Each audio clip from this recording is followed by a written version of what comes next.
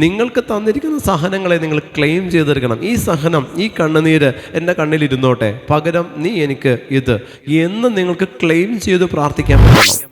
Hallelujah, hallelujah. നമ്മൾ പ്രാർത്ഥിച്ചില്ലെങ്കിലും നമ്മുടെ സഹനങ്ങൾ നമുക്ക് വേണ്ടി പ്രാർത്ഥിച്ചുകൊണ്ടിരിക്കും. ഏതെങ്കിലും ഒന്നിനെ ഇതുപോലെ ദൈവം വിത്തിനിട്ടിട്ട് അവരുടെ നീറിപ്പുകയുന്ന നീറ്റല് ബാക്കിയുള്ളവർക്ക് അനുഗ്രഹമായിട്ട് മാറും.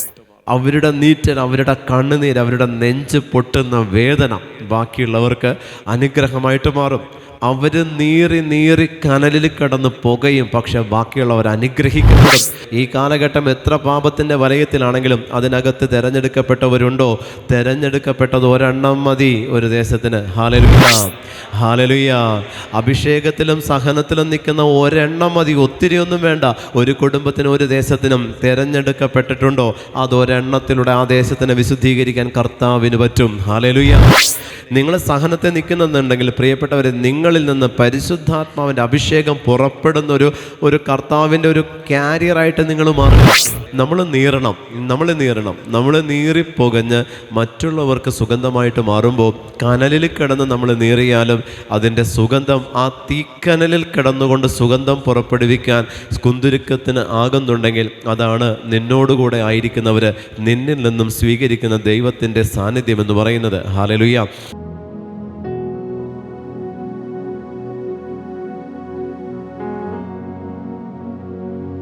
ഇന്ന് കണ്ട ഈജിപ്തുകാരെ നിങ്ങൾ ഇനിമേൽ കാണുകയില്ല. കർത്താവ് നിങ്ങൾക്ക് വേണ്ടി യുദ്ധം ചെയ്തുകൊള്ളും, നിങ്ങൾ ശാന്തരായിരുന്നാൽ മതി. കർത്താവ് മോശയോട് പറഞ്ഞു, നീ എന്തിന് എന്നെ വിളിച്ച് കരയുന്നു? മുൻപോട്ട് പോകുവാൻ ഇസ്രായേൽക്കാരോട് പറയുക, നിന്റെ വടി കയ്യിലെടുത്ത് കടലിന് മീതെ നീട്ടി അതിനെ വിഭജിക്കുക. ഇസ്രായേൽക്കാർ കടലിന് നടുവേ വരണ്ട നിലത്തിലൂടെ നടന്നു പോകട്ടെ. ഞാൻ ഈജിപ്തുകാരെ കഠിനചിത്തനാക്കും, അവർ നിങ്ങളെ പിന്തുടരും. ഞാൻ ഫറവോയുടെയും അവൻ്റെ സൈന്യങ്ങളുടെയും കുതിരകളുടെയും തേരുകളുടെയും കുതിരപ്പടയാളികളുടെയും മേൽ മഹത്വം നേടും. ഫറവോയുടെയും അവൻ്റെ രഥങ്ങളുടെയും അശ്വസേനകളുടെയും മേൽ ഞാൻ മഹത്വം വരിക്കുമ്പോൾ ഞാനാണ് കർത്താവെന്ന് ഈജിപ്തുകാർ മനസ്സിലാക്കും. ഹല്ലേലൂയ, ഹല്ലേലൂയ, ഹല്ലേലൂയ. മുൻപില് ചെങ്കടലും പുറകില് ഫറവോയുടെ സൈന്യവും ആയിരിക്കുമ്പോൾ ഇസ്രായേൽ ജനം നടുങ്ങിയ ആ നടുങ്ങലിലേക്കാണ് കർത്താവ് ഈ വചനത്തിലൂടെ നമ്മളെ കൊണ്ടുപോകുന്നത്.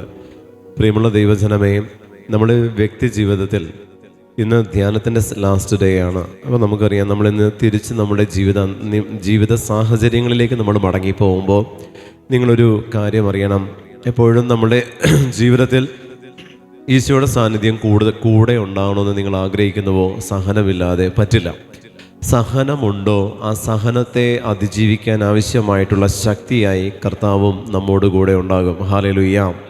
സഹനമില്ലാതെ എല്ലാ കാര്യങ്ങളും സ്മൂത്തായിട്ട് പോകുന്നുണ്ടെങ്കിൽ അത് അപകടമാണ്, അത് നന്മയല്ല. എല്ലാം സ്മൂത്തായിട്ട് പോകുന്നു, ഒന്നിനും ഒരു കുഴപ്പമില്ല, എല്ലാ കാര്യങ്ങളും നടന്നു പോകുന്നുണ്ട് എന്ന് പറയുന്നൊരവസ്ഥയിലാണ് നിങ്ങളുടെ ജീവിതമെങ്കിൽ ഈശോ നമ്മളോട് പറയുന്നു അത് അപകടമാണ്, അത് നന്മയല്ല. കാരണം എവിടെയെല്ലാം സഹനത്തിൻ്റെ തീച്ചൂളയിലൂടെ ദൈവത്തിൻ്റെ പരിശുദ്ധാത്മാവ് നമ്മളെ കൊണ്ടുപോകുന്നുണ്ടോ അവിടെയെല്ലാം നമ്മൾ തിരിച്ചറിയേണ്ട ഒരു കാര്യമുണ്ട്. ദൈവം നമ്മോട് കൂടെ നിൽക്കുന്ന സമയമാണ് സഹനം. ദൈവം നമ്മോട് കൂടെ നിൽക്കും. ഒരു കണ്ണുനീര്, ഒരു ദുഃഖം, ഒരു അസ്വസ്ഥത നമ്മുടെ കൂടെ ഉണ്ടെങ്കിൽ നിങ്ങൾ തിരിച്ചറിഞ്ഞോ, കർത്താവിൻ്റെ സാന്നിധ്യം ആ വ്യക്തിയോടുകൂടെ ഈ അസ്വസ്ഥത അതിജീവിക്കുന്നത് വരെ കൂടെ ഉണ്ടാകും. ഹല്ലേലൂയ. അഭിഷേകത്തോടെ ഹല്ലേലൂയ, ഹല്ലേലൂയ. അതുകൊണ്ട് തന്നെ ചില കുടുംബങ്ങളിലും ചില വ്യക്തിത്വങ്ങളിലും ഈ സഹനം ഏതെങ്കിലും ഒരു തരത്തിൽ കർത്താവ് കൽപ്പിച്ച് അനുവദിക്കുന്നത് ആ കുടുംബത്തിൽ പ്രാർത്ഥനയായി ഈശോയ്ക്ക് വസിക്കാൻ വേണ്ടിയിട്ടാണ്. പ്രാർത്ഥനയായിട്ട് ഈശോയ്ക്ക് വസിക്കാൻ വേണ്ടിയിട്ടാണ്. നമ്മൾ എങ്ങനെയെല്ലാം ശ്രമിച്ചാലും ഒരു മേഖല എപ്പോഴും ഒരു ഡാർക്ക്നെസ് നമുക്ക് ഫീൽ ചെയ്യുന്നുണ്ടെങ്കിൽ ദൈവത്തിൻ്റെ അനന്തമായ പദ്ധതിയാണ് എന്നുള്ളത് മനസ്സിലാക്കാനുള്ള വിവേകം നമ്മൾ കാണിക്കണം. അവിടെ നമ്മൾ ദൈവത്തോട് മറുതലിക്കുകയോ പെറുപെറുക്കുകയോ ചെയ്യാൻ പാടില്ല. പാടില്ല. പകരം ദൈവമേ, എന്നോടുകൂടെ ആയിരിക്കാനുള്ള നിൻ്റെ കരുണയോർത്ത് ഞാൻ നിനക്ക് നന്ദി പറയുന്നു. എല്ലാ ദിവസവും നമ്മൾ പ്രാർത്ഥിക്കണം, ഈശോയെ എന്നെ കാണുന്ന കണ്ണുകളിൽ നീ ഉണ്ടാകണം, എന്നെ കേൾക്കുന്ന ചെവികളിൽ നീ ഉണ്ടാകണം, എന്നോട് സംസാരിക്കുന്ന അധരങ്ങളിൽ നീ ഉണ്ടാകണം, എന്നോട് പെരുമാറുന്നവരിലും എന്നെ നശിപ്പിക്കാൻ ശ്രമിക്കുന്നവരിലും നീ ഉണ്ടാകണം എന്ന് നമ്മളെപ്പോഴും പ്രാർത്ഥിക്കണം. അങ്ങനെയാകുമ്പോൾ ആ വ്യക്തികളിൽ നിന്ന് ഒരിക്കലും തിന്മ പുറപ്പെടില്ല. നമ്മളെ കാണുമ്പോൾ ആസക്തിയോടെ ദുഷ്ടതയോടുകൂടെ നമ്മളെ നോക്കാൻ പറ്റില്ല. എല്ലാ ദിവസവും നിങ്ങൾ ഓരോ വ്യക്തികൾക്കും വേണ്ടി ഇങ്ങനെ പ്രാർത്ഥിക്കണം. എന്നെ കാണുന്ന വ്യക്തിയുടെ കണ്ണിലും, എന്നെ കാണുന്ന വ്യക്തിയുടെ കാതുകളിലും, എന്നോട് സംസാരിക്കുന്ന വ്യക്തികളുടെ അധരങ്ങളിലും, എന്നോട് പെരുമാറുന്നവരുടെ മനസ്സിലും ഈശോയെ നീ ഉണ്ടാകണമേ, എന്നെ നശിപ്പിക്കാൻ ശ്രമിക്കുന്നവരിലും ഈശോയെ നീ ഉണ്ടാകണമേ എന്ന് പ്രാർത്ഥിക്കുമ്പോൾ അവരിൽ നിന്ന് നമ്മിലേക്ക് ഒരു തരത്തിലുള്ള തിന്മകളും വരത്തില്ല. ഇതുപോലെ തന്നെ ഞാൻ വസിക്കുന്ന ഭവനത്തിലും, ഞാനായിരിക്കുന്ന ഇടങ്ങളിലും, എൻ്റെ ജോലി മേഖലകളിലും, ഞാൻ ജോലി ചെയ്യുന്ന ഇടങ്ങളിലും കർത്താവേ, എന്നോടൊത്തു ജോലി ചെയ്യുന്നവരിലും നീ ഉണ്ടാകണമേ, എൻ്റെ പ്രാർത്ഥനകളിൽ നീ ഉണ്ടാകണമേ. അങ്ങനെ എല്ലായിടത്തും യേശുവിനെ കർത്താവിനെ നമ്മൾ അവരോധിക്കണം പ്രിയപ്പെട്ടവരെ. എല്ലായിടത്തും യേശുവിനെ നമ്മൾ വെക്കണം, എല്ലായിടത്തും. അപ്പോൾ അവരിൽ നിന്ന് നമ്മളിലേക്ക് പുറപ്പെടുന്നതിനെയെല്ലാം ക്രിസ്തു ഫിൽട്ടർ ചെയ്ത് നമ്മളിലേക്ക് അയക്കും. നന്മയല്ലാതെ തിന്മയായിട്ടുള്ളതൊന്നും നമ്മളിലേക്ക് കടന്നു വരില്ല. അങ്ങനെയുള്ളപ്പോൾ ദൈവം അനുവദിച്ച സഹനമല്ലാതെ ഈ ഭൂമിയിൽ നിന്ന് ഒരു സാത്താൻ്റെ ആധിപത്യം മൂലമുള്ളൊരു വേദന, ഒരു പീഡ നമുക്കുണ്ടാവത്തില്ല. ഹല്ലേലൂയ, ഹല്ലേലൂയ, ഹല്ലേലൂയ. ഇവിടെ നമ്മൾ വായിക്കുന്നുണ്ട്, ഈജിപ്തിൽ ശവക്കുഴികളില്ലാഞ്ഞിട്ടാണോ ഈ മരുഭൂമിയിൽ കിടന്ന് മരിക്കാൻ നീ ഞങ്ങളെ കൊണ്ടുവന്നത്? ഈജിപ്തിൽ ശവക്കുഴികളില്ലാഞ്ഞിട്ടാണോ? പ്രിയമുള്ളവരെ, ഈജിപ്തിലെ ശവക്കുഴികളും മരുഭൂമിയിലെ പീഡകളും ഇവർ നോക്കി. ഈജിപ്തിലായിരുന്നപ്പോൾ ഫറവോയുടെ അടിമത്തത്തിൽ നിന്നുകൊണ്ട് ഈ ജനം ഒത്തിരിയേറെ സഹിച്ചു. അതിൽ നിന്നും ഇവർ കരകയറി മോശയുടെ നേതൃത്വത്തിൽ ഈ ഇസ്രായേൽ ജനത്തെ കർത്താവ് വാഗ്ദത്ത ദേശത്തേക്ക് നയിക്കുമ്പോഴും അവർക്ക് ആ വാഗ്ദത്ത ദേശം എന്ന് പറയുന്ന വലിയൊരു സ്വപ്നം അവരുടെ മനസ്സിലുണ്ടായിരിക്കെ പോലും ഈ സഹനത്തെ അവർക്ക് നിയന്ത്രിക്കാനും ഈ സഹനത്തെ ഓവർകം ചെയ്യാനും അവർക്ക് പറ്റുന്നില്ല. അവിടെയാണ് ദൈവമായ കർത്താവ് ദൈവത്തോട് പ്രാർത്ഥിച്ചു, മോശയോട് പെറുപിറുത്തു എന്നുള്ള വചനം വളരെ ശ്രദ്ധേയമാണ്. ദൈവത്തോട് കരഞ്ഞ് നിലവിളിച്ച് പ്രാർത്ഥിച്ചു എന്ന് പറയുന്നുണ്ട്. അതേസമയം മോശയോട് അവർ കയർത്ത് സംസാരിക്കുന്നുണ്ട്, നേതൃത്വത്തോട് കയർത്ത് സംസാരിക്കുന്നുണ്ട്. കാരണം മോശയിലൂടെ ഇസ്രായേൽ ജനത്തെ വാഗ്ദത്ത ദേശത്തിലേക്ക് എത്തിക്കണം. പക്ഷേ മോശയെ അങ്ങോട്ട് പ്രവേശിപ്പിക്കാതെ കാനാൻ ദേശം കാണിച്ചു കൊടുത്തുകൊണ്ട് മോശയുടെ ജീവനെ ദൈവം തിരികെ എടുക്കുന്നുണ്ട്. അവിടെ നമുക്ക് പലപ്പോഴും ദൈവമേ, നീ കാണിച്ചത് ക്രൂരതയാണോ? ഇത്രയേറെ ജനത്തെ ഇത്രയേറെ വർഷം പരിപാലിച്ച് കൊണ്ടുവന്ന മോശയെ അവസാനം അതിന് തൊട്ട് മുൻപ് വെച്ച് നീ ആത്മാവിനെ തിരികെ വിളിച്ചല്ലോ എന്ന് നമ്മൾ തോന്നിപ്പോകും. അവിടെയും മോശയുടെ അവിശ്വസ്തതയെ കർത്താവ് കാണുന്നുണ്ട്. മോശ ദൈവത്തോട് അവിശ്വസ്തമായി പെരുമാറിയതിൻ്റെ പേരിൽ മോശയോട് പറഞ്ഞു, നീ കാനാൻ ദേശത്ത് നീ പ്രവേശിക്കില്ല, വാഗ്ദത്ത ഭൂമിയിലേക്ക് നീ പ്രവേശിക്കില്ല, പക്ഷെ നീ കൊണ്ടുവന്ന ജനം പ്രവേശിക്കും. ഇതാണ് ദൈവത്തിൻ്റെ പദ്ധതി എന്ന് പറയുന്നത്. നിങ്ങൾ വിളിക്കപ്പെട്ടവരാണോ? നിങ്ങളിൽ ദൈവത്തിൻ്റെ പരിശുദ്ധാത്മാവുണ്ടോ? പ്രിയപ്പെട്ടവരെ, സഹനങ്ങൾ നിങ്ങളോടുകൂടെ ഉണ്ടാകും.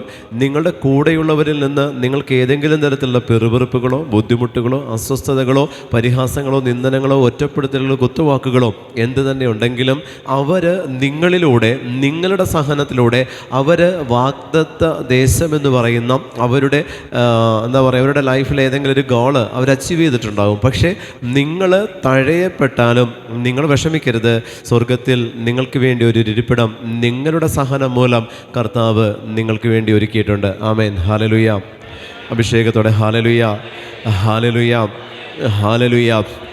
ഒന്ന് നീറിപ്പൊകഞ്ഞാലേ മറ്റൊന്നിന് സുഗന്ധം കിട്ടുകയുള്ളൂ. പ്രിയപ്പെട്ടവരെ, നമ്മളെല്ലാം ജീവിതത്തിൽ കുന്തിരിക്കമായിട്ട് മാറേണ്ടവരാ. ഈ തീക്കനലിനകത്ത് ഈ കുന്തിരിക്കം കിടന്ന് നീറി പുകയുമ്പോൾ നമ്മൾ നീറിപ്പൊകഞ്ഞാലും ബാക്കിയുള്ള നമ്മുടെ ചുറ്റുവട്ടത്തുള്ളവർക്കും നമ്മളോട് കൂടെ ആയിരിക്കുന്നവരും നല്ലൊരു സുഗന്ധം അതിൽ നിന്ന് അനുഭവിച്ച് അറിയുന്നുണ്ട്. അതാണ് തിരഞ്ഞെടുക്കപ്പെട്ടവർ, അതാണ് ദൈവത്തെ അറിഞ്ഞ് ജീവിക്കുന്ന മനുഷ്യവർഗത്തിൻ്റെ പ്രത്യേകത. നമ്മൾ നീറിപ്പുകഞ്ഞ് മറ്റുള്ളവർക്ക് സുഗന്ധമായിട്ട് മാറുമ്പോൾ കനലിൽ കിടന്ന് നമ്മൾ നീറിയാലും അതിൻ്റെ സുഗന്ധം ആ തീക്കനലിൽ കിടന്നുകൊണ്ട് സുഗന്ധം പുറപ്പെടുവിക്കാൻ കുന്തുരുക്കത്തിന് ആകുന്നുണ്ടെങ്കിൽ അതാണ് നിന്നോടുകൂടെ ആയിരിക്കുന്നവർ നിന്നിൽ നിന്നും സ്വീകരിക്കുന്ന ദൈവത്തിൻ്റെ സാന്നിധ്യം എന്ന് പറയുന്നത്. ഹല്ലേലൂയ, ഹല്ലേലൂയ, ഹല്ലേലൂയ, ഹല്ലേലൂയ. ഇവിടെ അവസാനം മോശ ഈ ദൈവജനത്തിൻ്റെ മുൻപിൽ നിൽക്കുമ്പോൾ മോശ പറയുന്നുണ്ട്, ഇന്ന് കർത്താവ് നിങ്ങൾക്ക് ചെയ്യാൻ പോകുന്ന അത്ഭുതത്തെ നിങ്ങൾ നോക്കിക്കാണും. ദൈവത്തിൻ്റെ രക്ഷ നമ്മളിലേക്ക് കടന്നു വരുമ്പോഴും എല്ലാ തരത്തിലുള്ള പീഡകളിലൂടെ നമ്മൾ ഞെരുക്കപ്പെടുമ്പോഴും നമ്മളുടെ കൂടെയുള്ളവരെ, പ്രാർത്ഥനയിൽ നമ്മളെക്കാൾ പുറകിൽ നിൽക്കുന്നവരെ, പ്രിയപ്പെട്ടവരെ ബലപ്പെടുത്തുക എന്ന് പറയുന്ന വലിയൊരു അഭിഷേകം നമ്മളിലുണ്ടെങ്കിൽ ഒരുപക്ഷെ നമുക്ക് പോലും വിശ്വാസമുണ്ടാവില്ല. മോശ ഈ ചെങ്കടൽ കണ്ടും പുറകിൽ ഫറവോയുടെ സൈന്യം കണ്ടും മോശയ്ക്ക് തന്നെ ഒരു പക്ഷേ ഇത് എന്ത് ചെയ്യണം എന്നറിയാത്ത സമയത്ത് മോശ പറയുന്നുണ്ട്, ഇന്ന് ദൈവം നിങ്ങൾക്ക് വേണ്ടി പ്രവർത്തിക്കാൻ പോകുന്ന അത്ഭുതത്തെ നിങ്ങൾ നോക്കിക്കാണും. അവിടെ ഒരുപക്ഷെ മോശയുടെ വിശ്വാസമാണോ, മോശയുടെ പ്രതീക്ഷയാണോ, ദൈവത്തിൽ അർപ്പിച്ചിരിക്കുന്ന ആശ്രയത്വമാണോ? മോശ അത് പറയുമ്പോഴും മോശയ്ക്കറിയില്ല അടുത്തത് എന്താ സംഭവിക്കാൻ പോകുന്നത് എന്നുള്ളത് മോശയ്ക്കറിയത്തില്ല. എങ്കിലും മോശ പറയുന്നുണ്ട്, ഇന്ന് ദൈവം നിങ്ങൾക്ക് വേണ്ടി ചെയ്യാൻ പോകുന്ന കാര്യത്തെ നിങ്ങൾ കാണും. ഇത് തന്നെയാണ് ഈ ഒരു പ്രതീക്ഷയുടെ, പ്രത്യാശയുടെ ഒരു ആൻസർ നമ്മളോട് കൂടെയുള്ളവർക്ക് നമ്മൾ കൊടുക്കണം. പ്രതീക്ഷയുടെ, പ്രത്യാശയുടെ ഒരു ആൻസർ നമ്മൾ കൊടുക്കുമ്പോൾ, നമ്മളെ കേൾക്കുമ്പോൾ നമ്മളിൽ വിശ്വാസമില്ലെങ്കിലും കേൾക്കുന്ന വ്യക്തികളിൽ അത് അത്ഭുതമായിട്ട് മാറ്റപ്പെടും. ആമേൻ, ഹല്ലേലൂയ. ദൈവനാമത്തിൽ, ദൈവത്തിൻ്റെ പരിശുദ്ധ നാമത്തിൽ നിങ്ങൾ ഒരു കാര്യം പറഞ്ഞാൽ അത് ദൈവം ഏറ്റെടുത്ത കാര്യമാണ്. അത് ദൈവം ഏറ്റെടുത്തിട്ടുണ്ടെങ്കിൽ ദൈവം അത് നടത്തും. യേശുവിൻ്റെ നാമത്തിൽ പറയട്ടെ, നിനക്കത് കിട്ടും എന്ന് പറഞ്ഞാൽ അത് കിട്ടണം. കാരണം ഞാൻ പറഞ്ഞിരിക്കുന്നത് ദൈവനാമത്തിലാണെങ്കിൽ ദൈവമാണ് അതിൻ്റെ കംപ്ലീറ്റ് അതോറിറ്റി ഏറ്റെടുത്തിരിക്കുന്നത്. ഞാൻ അതിനെക്കുറിച്ച് ആകുലപ്പെടേണ്ട, പിന്നെ അത് എന്നോട് കൂടെ ആയിരിക്കുന്ന കാര്യവുമല്ല. ഹല്ലേലൂയ. ഏതെങ്കിലും ഒരു വ്യക്തികൾ നിങ്ങളോട് പ്രാർത്ഥനാ സഹായം ആവശ്യപ്പെട്ടാൽ, പ്രിയപ്പെട്ടവരെ, ആ പ്രാർത്ഥനാ സഹായം ആവശ്യപ്പെട്ട വ്യക്തിക്ക് വേണ്ടി നിർബന്ധമായി നിങ്ങൾ പ്രാർത്ഥിച്ചിട്ടുണ്ടാകണം. ഈ പ്രാർത്ഥന കഴിഞ്ഞതിന് ശേഷം പിന്നെ ആ വ്യക്തിയോ ആ വ്യക്തിയുടെ പ്രാർത്ഥനാ നിയോഗമോ നിങ്ങളുടെ മനസ്സിലോ നിങ്ങളുടെ ബുദ്ധിയിലോ ആലോചനകളിലോ പ്രവൃത്തികളിലോ ഉണ്ടാവാൻ പാടില്ല. അത് നിന്നെ ക്രൂശിക്കും. ആദ്യമേ ഞങ്ങൾ ഈ ശുശ്രൂഷയ്ക്ക് ഇറങ്ങുമ്പോൾ ഒത്തിരി പേര് ഇതുപോലെ പ്രാർത്ഥനാ സഹായം ചോദിക്കും. ഇവരുടെ പ്രാർത്ഥനാ സഹായങ്ങളെല്ലാം കേട്ട് അടുത്ത ദിവസവും രാത്രിയിലും ഉറക്കത്തിലും ഊണിലും എല്ലാം ഇത് തന്നെ ആലോചിച്ച് വീണ്ടും വീണ്ടും പ്രാർത്ഥിച്ചുകൊണ്ടിരിക്കുന്ന ഒരു രീതി ഉണ്ടായിരുന്നു. കർത്താവ് സ്ട്രോങ് ആയിട്ട് വിലക്കിയ ഒരു പ്രാർത്ഥനാ രീതിയാണ്. കർത്താവ് പറഞ്ഞു, പാടില്ല. ഉത്കണ്ഠകളും ആകുലതകളെല്ലാം എൻ്റേതാണ്, എനിക്ക് തരിക. നീ പ്രാർത്ഥിക്കുക എന്നുള്ളൊരു ഡ്യൂട്ടിയെ നിന്നെ ഏൽപ്പിച്ചിട്ടുള്ളൂ. പ്രവാചക ഗണത്തോട് പറഞ്ഞാൽ നിങ്ങൾ പ്രവചിക്കുക, ഞാൻ പറയുന്നത് നീ ചെയ്യുക. ഇത്രയുമേ ഉള്ളൂ നമ്മളുടെ ഡ്യൂട്ടി. ബാക്കി അവൻ ചെയ്തു. ഞാൻ ഒരു വ്യക്തിക്ക് വേണ്ടി ഒരു ജപമാല വഴിയോ ഒരു കരുണക്കൊന്ത വഴിയോ ഞാൻ ചൊല്ലി അതിനെ ദൈവത്തിന് സമർപ്പിക്കപ്പെട്ട് കഴിഞ്ഞാൽ പിന്നെ ഞാൻ ഫ്രീ ആവണം. ഹല്ലേലൂയ. നമ്മുടെ മക്കളോ ഭർത്താവോ ഭാര്യയോ സഹോദരങ്ങളോ ആര് തന്നെ ആയിക്കൊള്ളട്ടെ, പ്രിയപ്പെട്ടവരെ, അവർ നമ്മളോട് പറഞ്ഞു, അല്ലെങ്കിൽ അവരുടെ പെരുമാറ്റം, അവരുടെ രീതി നമ്മളെ വിഷമിപ്പിച്ച് ദുഃഖിപ്പിച്ചെങ്കിൽ അവരെ യേശുവിൻ്റെ നാമത്തിൽ യേശുവിൻ്റെ കരങ്ങളിലേക്ക് സമർപ്പിച്ച് അവർക്ക് വേണ്ടി നിങ്ങളൊരു പ്രാർത്ഥന ചെയ്തു കഴിഞ്ഞാൽ പിന്നെ അവരെക്കുറിച്ചുള്ള ആകുലത നിങ്ങൾ കീപ്പ് ചെയ്യാൻ പാടില്ല. അവരെക്കുറിച്ചുള്ള ഒരു ടെൻഷനും നിങ്ങളുടെ മേലുണ്ടാകാൻ പാടില്ല. അവരെക്കുറിച്ചുള്ള ആലോചനകളോ ചർച്ചാ വിഷയമോ ഭവനത്തിലാക്കാനും പാടില്ല. അത് നിങ്ങളുടെ ഭവനത്തിൽ ആ സ്പിരിറ്റ് വ്യാപരിക്കാൻ ഇടവരുത്തും. നിങ്ങളുടെ ഭവനത്തിൽ ആ അരൂപി നിലനിൽക്കാൻ അത് ഇടവരുത്തും. ഏത് പ്രയർ റിക്വസ്റ്റ് ആണോ നിങ്ങൾ സ്വീകരിക്കുക, പ്രാർത്ഥിക്കുക. അതിനെ പിന്നെ മൈൻഡിൽ നിന്നും പ്രാർത്ഥനയിൽ നിന്നും അതിനെ ഒഴിവാക്കിയിട്ടുണ്ടാകണം. അതിനെ വീണ്ടും ചർച്ചയ്ക്ക് ഭക്ഷണമേശയിലോ നിങ്ങളുടെ കുടുംബത്തിലോ അതിനെ ചർച്ചയ്ക്കെടുത്താൽ ആ അരൂപി, ആ പ്രയർ റിക്വസ്റ്റിൻ്റെ അരൂപി നിങ്ങളുടെ കുടുംബത്തിൽ നിൽക്കും. ആമേൻ, ഹല്ലേലൂയ. അഭിഷേകത്തോടെ ഹല്ലേലൂയ. എല്ലായിടത്തും ദൈവം വന്നല്ല അത്ഭുതങ്ങൾ പ്രവർത്തിക്കുന്നത്. ചെങ്കടൽ മുമ്പിലെത്തുമ്പോൾ, ചെങ്കടലിന് മുന്നിൽ ഇസ്രായേൽ ജനത്തോടു കൂടെ മോശ എത്തിയപ്പോൾ ദൈവം മോശയോട് പറഞ്ഞത് എന്താ? മുമ്പിൽ ചെങ്കടലും പുറകിൽ ഫറവോയുടെ സൈന്യവുമാണെങ്കിൽ നിൻ്റെ വടി എവിടെ എന്നാണ് മോശയോട് ചോദിച്ചത്. നിൻ്റെ വടിയ, ഞാൻ തന്ന അഭിഷേകമെന്നോ നീ ഉപയോഗിക്കുന്ന ഇതെന്നോ ഒന്നുമല്ല, നിൻ്റെ വടി. ഇതാണ് ദൈവത്തിൻ്റെ മുൻപിൽ നമുക്കുള്ള ഏറ്റവും വലിയൊരു ശക്തി സ്രോതസ്സ്. പ്രിയമുള്ളവരെ, ഇതൊരു വടിയാണ്. ദൈവം നമുക്ക് തന്നിരിക്കുന്ന ഒരു വടിയാണ് പരിശുദ്ധമായ ജപമാല. ഇത് ചരടിൽ കോർത്തൊരു വടിയാണെങ്കിൽ ഇത് ചാട്ടവാറാണ്, ചമ്മട്ടിയാണ്. ഏത് തിന്മയുടെ ശക്തികൾക്ക് നേരെ നീട്ടാനും ആഞ്ഞടിക്കാനും അതിനെ പ്രഹരിക്കാനും അതിനെ ഇടിച്ചു തകർക്കാനും ജെറമിയ 1:9-10 വചനം പറയുന്നത് പോലെ ഏത് തിന്മയുടെ ശക്തികൾക്കെതിരെ പ്രയോഗിക്കാനും ദൈവം നമുക്ക് തന്നിരിക്കുന്ന സുശക്തമായൊരു വടിയും ആശ്രയത്വമാണ് പരിശുദ്ധ ജപമാല. അവിടെ മോശയോട് പറയുന്നുണ്ട്, നീ വടിയെടുത്ത് ചെങ്കടലിന് നേരെ നീട്ടി അതിനെ വിഭജിക്കുക.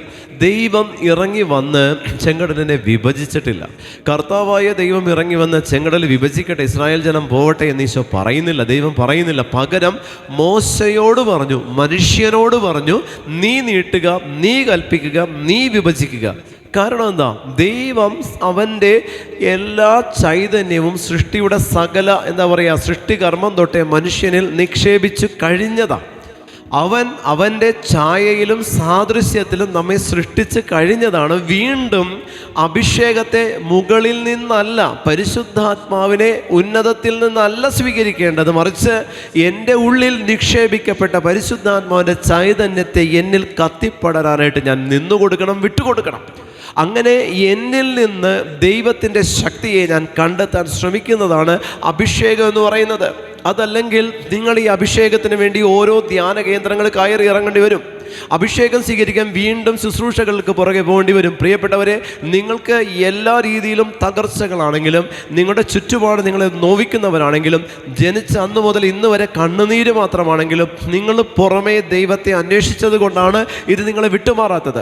നിങ്ങൾ പുറമേ ദൈവത്തെ അന്വേഷിക്കരുത്. നിങ്ങളുടെ ഉള്ളിൽ വസിക്കുന്നവൻ എന്നും ഏത് പ്രതികൂല സാഹചര്യത്തിലും ഏത് പാപത്തിൻ്റെ അവസ്ഥയിലും എല്ലാവരും നിങ്ങളെ തഴയപ്പെട്ട സമയത്തും നിൻ്റെ ഉള്ളിൽ വസിക്കുന്ന ദൈവം അന്നും ഇന്നും എന്നും ഒരുവൻ തന്നെയാണ്. അവന് മാറ്റമില്ല. അവൻ നിന്നെ പരിപാലിക്കുന്നുണ്ട്. നീ ചോദിച്ചാൽ അവൻ്റെ അഭിഷേകമാകുന്ന പരിശുദ്ധാത്മാവ് നിന്നിൽ കത്തിജ്വലിക്കുകയും ചെയ്യും. ഹല്ലേലൂയ! അഭിഷേകത്തോടെ ഹല്ലേലൂയ! ഈ ഉള്ളിൽ വസിക്കുന്ന പരിശുദ്ധാത്മാവിനെ കത്തിജ്വലിപ്പിക്കാതെ എവിടെന്നെങ്കിലും പരിശുദ്ധാത്മാവിൻ്റെ അഭിഷേകം അവിടെ ചെന്നാൽ കിട്ടും, ഇവിടെ കിട്ടും, അല്ല, ഒരിടത്തുമല്ല. പ്രിയപ്പെട്ടവരെ, നമ്മുടെ ഉള്ളിലുണ്ട്. മോശയോടും ദൈവം പറഞ്ഞത് മറ്റൊന്നല്ല, നീ നിൻ്റെ വടി എടുക്ക്, ചെങ്കടലിന് നേരെ നീട്ട്. പ്രിയമുള്ളവരെ, ഇതാണ് ദൈവത്തിൻ്റെ പദ്ധതി. നമ്മളുടെ വടി നമ്മുടെ കയ്യിലാണ്. ഒരുപക്ഷെ അത് സഹനത്തിൻ്റെതാണ്, കണ്ണുനീരിൻ്റെതാണ്, ദുഃഖത്തിൻ്റെതാണ്, ഒന്നും ശരിയാകാത്ത അവസ്ഥയുടേതാണെങ്കിലും അതാണ് നിത്യരക്ഷയ്ക്ക് വേണ്ടി ദൈവം നിൻ്റെ കയ്യിൽ തന്നിരിക്കുന്ന വടിയെങ്കിൽ you have to use that stick. നീ അതിനെ ഉപയോഗിക്കണം, നീ അതിനെ ഉപയോഗിക്കണം, നീ അതിനെ പ്രയോഗിക്കണം, നീ അതിനെ പ്രഹരിക്കാനെടുക്കണം, നീ അത് ഊന്നി നടക്കണം, നീ അത് ഉയർത്തിപ്പിടിക്കണം, നീ അത് സാത്താന് നേരെ നീട്ടിപ്പിടിക്കണം. അവിടെയെല്ലാം നിൻ്റെ കയ്യിലുള്ള ഏത് വടിയാണെന്നുള്ളത് നീ തിരിച്ചറിയാൻ ദൈവത്തിൻ്റെ പരിശുദ്ധാത്മാവിനോട് എപ്പോഴും നിങ്ങൾ പ്രാർത്ഥിക്കണം, ചോദിക്കണം. ഹല്ലേലൂയ! ഹല്ലേലൂയ! ആ പരിശുദ്ധാത്മാവ് നിനക്ക് തരുന്ന പ്രേരണ അനുസരിച്ച്, ബോധ്യമനുസരിച്ചും നീ നീട്ടിയാൽ നിൻ്റെ മുന്നിലുള്ളത് ചെങ്കടലാണെങ്കിലും ഏത് തരത്തിലുള്ള മലയാണെങ്കിലും പ്രിയപ്പെട്ടവരെ മാറിപ്പോകും. മാറിപ്പോയേ പറ്റൂ. ഇത് ചരിത്രത്തിലുള്ളത് തന്നെയാണ്. ചെങ്കടൽ വിഭജിക്കപ്പെട്ടു എന്നുള്ളത്.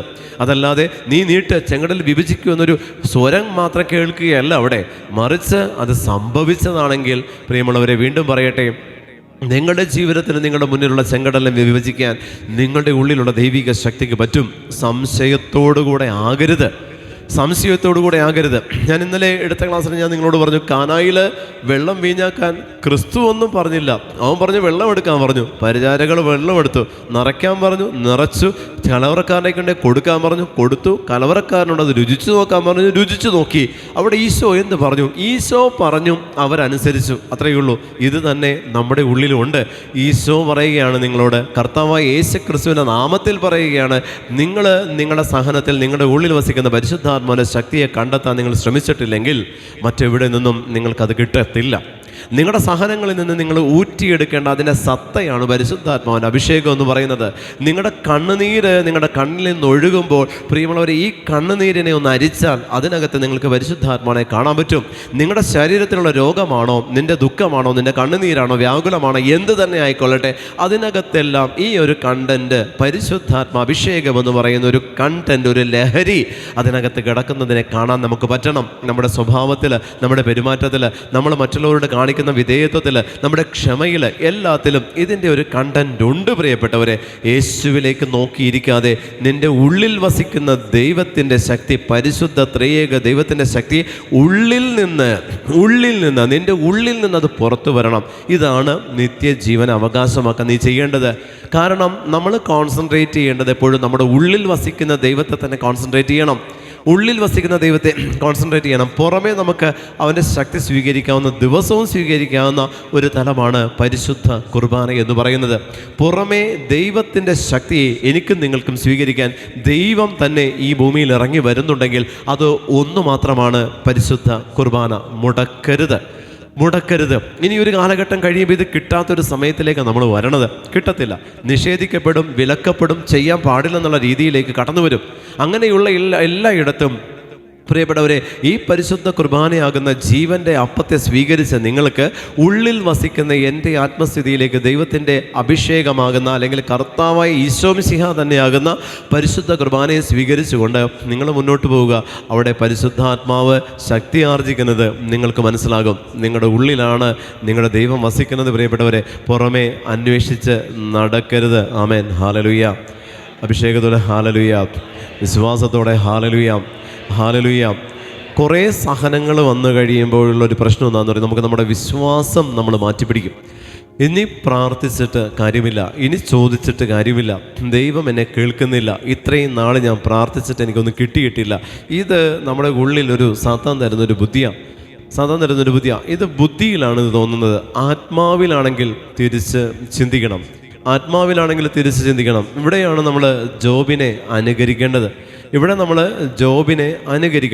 ഇവിടെ നമ്മൾ പരിശുദ്ധ മറിയത്തെ കേൾക്കണം. അവൾ ഇത്രത്തോളം വലിയൊരു ത്യാഗമെടുക്കുക. കാരണം അവളോട് പറയുന്നുണ്ട്, നീ ഗർഭം ധരിച്ച് ഒരു പുത്രനെ പ്രസവിക്കും എന്നാണ് പറഞ്ഞിരിക്കുന്നത്. ജോസഫുമായി വിവാഹ നിശ്ചയം ചെയ്തു കഴിഞ്ഞ കന്യകയുടെ അടുത്തേക്ക് ദൈവത്താൽ അയക്കപ്പെട്ട ഗബ്രിയേൽ പറയുകയാണ്, നീ ഗർഭം ധരിച്ച ഒരു പുത്രനെ പ്രസവിക്കും. പരിശുദ്ധ മറിയം പറയുന്നുണ്ട്, അതിന് ഞാൻ പുരുഷനെ അറിയുന്നില്ല. അവിടെ ആദ്യമേ പറഞ്ഞിട്ടുണ്ട്, നീ ജോസഫുമായി വിവാഹ നിശ്ചയത്തിൽ ഏർപ്പെട്ട കന്യകയെന്ന് പറഞ്ഞിട്ടുണ്ട്. എന്നിട്ടും മറിയം പറയുന്നത് എന്താ? ഞാൻ അറിയുന്നില്ല പുരുഷനെ, ഞാൻ അറിയുന്നില്ല. വിവാഹത്തിന് മുൻപ് ഇവള് കന്യകാത്വം നഷ്ടപ്പെട്ടു എന്ന് മുദ്ര കുത്തപ്പെടണം ലോകത്തിൻ്റെ മുമ്പിൽ. ആ ഒരു അവസ്ഥയിലേക്ക് ഇവളെ കൺസീവായി എന്നറിഞ്ഞാൽ കല്ലെറിഞ്ഞു കൊല്ലണം. ആ ഒരു ത്യാഗം, ആ ഒരു അവസ്ഥയിലേക്ക് പരിശുദ്ധ മറിയത്തെ അപ്ഗ്രേഡ് ചെയ്യുകയാണ്. നമ്മളും ഇതുപോലെ തന്നെ ഒരു സഹനം വരുമ്പോൾ പ്രിയമുള്ളവരെ, ക്രിസ്തുവിനെ കൺസീവ് ചെയ്യാനായിട്ടാണ് ആ സഹനം എന്നുള്ളത് തിരിച്ചറിയാൻ പറ്റണം. ക്രിസ്തുവിനെ കൺസീവ് ചെയ്യാനാണ് ചില സഹനങ്ങൾ ദൈവം നമുക്ക് അനുവദിക്കുന്നത്. ആ സഹനം, ആ ഒരു നാണക്കേടിനെ കുറിച്ചല്ല നമ്മൾ ആ സമയം ചിന്തിക്കേണ്ടത്. അവരെന്നെ ഒറ്റപ്പെടുത്തിയതിനെ കുറിച്ചല്ല ചിന്തിക്കേണ്ടത്. ഞാൻ വീണുപോയ പാപത്തെക്കുറിച്ചല്ല ഞാൻ ചിന്തിക്കേണ്ടത്. മറിച്ച് ഞാൻ ഈ സഹനത്തിലൂടെ അപ്ഗ്രേഡ് ചെയ്യപ്പെടുകയാണ്. ഈ സഹനത്തിലൂടെ ഞാൻ ക്രിസ്തുവിനെ കൺസീവ് ചെയ്യുകയാണ്. ഈ സഹനത്തിലൂടെ എൻ്റെ സ്പിരിച്വൽ റലം മാറുകയാണ് എന്നുള്ളൊരു ബോധ്യത്തിലേക്ക് വരാതെ നിത്യകാലം കണ്ണുനീരൊഴുക്കിയല്ല നമ്മൾ ജീവിക്കേണ്ടത്. പ്രിയമുള്ളവരെ, നമ്മൾ ബോൾഡ് ആവണം. നമ്മുടെ പ്രാർത്ഥനാ ജീവിതത്തിലും നമ്മുടെ ആത്മീയ ജീവിതത്തിലും നമ്മൾ ബോൾഡ് ആവണം. നമ്മൾ ഇങ്ങനെ ആരെങ്കിലും എന്തെങ്കിലും പറയുമ്പോൾ വീണു പോകുന്ന അവസ്ഥയിലേക്ക് നമ്മൾ വരരുത്. എന്തെങ്കിലും കേട്ടാൽ, ദൈവമേ ഇത് ഞാനാണല്ലോ, എന്നെക്കുറിച്ചാണല്ലോ പറഞ്ഞ് ഇനി ഞാൻ ജീവിച്ചിരുന്നിട്ട് എന്താ കാര്യം എന്നല്ല ചിന്തിക്കേണ്ടത്. മറിച്ച് ദൈവം അന്നും ഇന്നും എന്നും ഒരാൾ തന്നെയാണെങ്കിൽ അവൻ എൻ്റെ ഉള്ളിൽ വസിക്കുന്നുണ്ട്. ആമേൻ, ഹാലലുയ്യ. അഭിഷേകത്തോടെ ഹാലലുയ്യ. ആ ജീവിക്കുന്ന ദൈവത്തിലാണ് നമ്മൾ ആശ്രയത്വം വെച്ചിരിക്കുന്നതെങ്കിൽ പ്രിയമുള്ളവരെ, കൽപ്പനകൾ നിങ്ങൾ പാലിക്കുക. കൽപ്പനകൾ നിങ്ങൾ തള്ളിക്കളയരുത്. 10 കൽപ്പനകളാണ് നമ്മുടെ ഏറ്റവും വലിയ പ്രൊട്ടക്ഷൻ. ഒരു പ്രൊട്ടക്ഷൻ പ്രയറും നിങ്ങൾക്ക് ഈ കൽപ്പനകൾ പാലിക്കാത്ത വ്യക്തിയെ സംബന്ധിച്ച് ആക്റ്റീവായിരിക്കത്തില്ല. നിങ്ങൾ ഏത് വലിയ പ്രൊട്ടക്ഷൻ പ്രയർ ചെയ്താലും അതൊന്നും നിങ്ങൾക്ക് സംരക്ഷണം തരില്ല, നിങ്ങൾ കൽപ്പനകൾ പാലിച്ചിട്ടില്ലെങ്കിൽ. നേരെ മറിച്ച് നിങ്ങൾ കൽപ്പനകൾ പാലിച്ച് വിശുദ്ധിയിൽ ജീവിക്കാൻ ആഗ്രഹിക്കുന്നവരാണോ, ഒരു പ്രൊട്ടക്ഷൻ പ്രയറിൻ്റെയും ആവശ്യം നിങ്ങളെ സംബന്ധിച്ചില്ല. കൽപ്പനകൾ പാലിച്ചാൽ മതി. കൽപ്പനകളിൽ വീഴ്ച വരുത്താതിരുന്നാൽ മതി. കൽപ്പനകൾ നേരാൻ വരെ നിങ്ങൾ മുന്നോട്ട് കൊണ്ടുപോയാൽ മതി. 10 കൽപ്പനകൾ, തിരുസഭയുടെ 5 കൽപ്പനകൾ, അതുപോലെ തന്നെ മൂലപാപങ്ങളിൽ നിന്ന് ഒഴിവാക്കപ്പെട്ടുള്ള ഒരു ജീവിതം. ഇത് 3 അവസ്ഥകളെ നിങ്ങളൊന്ന് ഫോളോ ചെയ്ത് ജീവിച്ച് നോക്കിക്കോ. നിങ്ങളുടെ ജീവിതത്തിൽ ഒരു പ്രൊട്ടക്ഷനും ആവശ്യമില്ല. ഇതിൽ തന്നെ കൽപ്പനകൾ പാലിക്കുന്ന വ്യക്തിയെ സംബന്ധിച്ച് അവിടെ തന്നെ ദൂതന്മാർ നമ്മളെ പ്രൊട്ടക്റ്റ് ചെയ്ത് കഴിഞ്ഞു. പ്രിയപ്പെട്ടവരെ, ദൂതന്മാർ അവിടെ തന്നെ നമ്മളെ പ്രൊട്ടക്റ്റ് ചെയ്ത് കഴിഞ്ഞു. കൽപ്പനകൾ പാലിക്കുന്ന വ്യക്തിയെ സംബന്ധിച്ച് ആ പാലിച്ച കൽപ്പനകളിൽ നിന്ന് തെന്നി വീഴാതിരിക്കാൻ അതിൻ്റെ ദൂതൻ നമ്മളെ പ്രൊട്ടക്റ്റ് ചെയ്യുന്നുണ്ട്. പ്രത്യേകിച്ച് എഗെയിൻ ആൻഡ് എഗെയിൻ ഒരു സംരക്ഷണ പ്രാർത്ഥനയുടെ ആവശ്യം നമ്മളെ സംബന്ധിച്ചില്ല.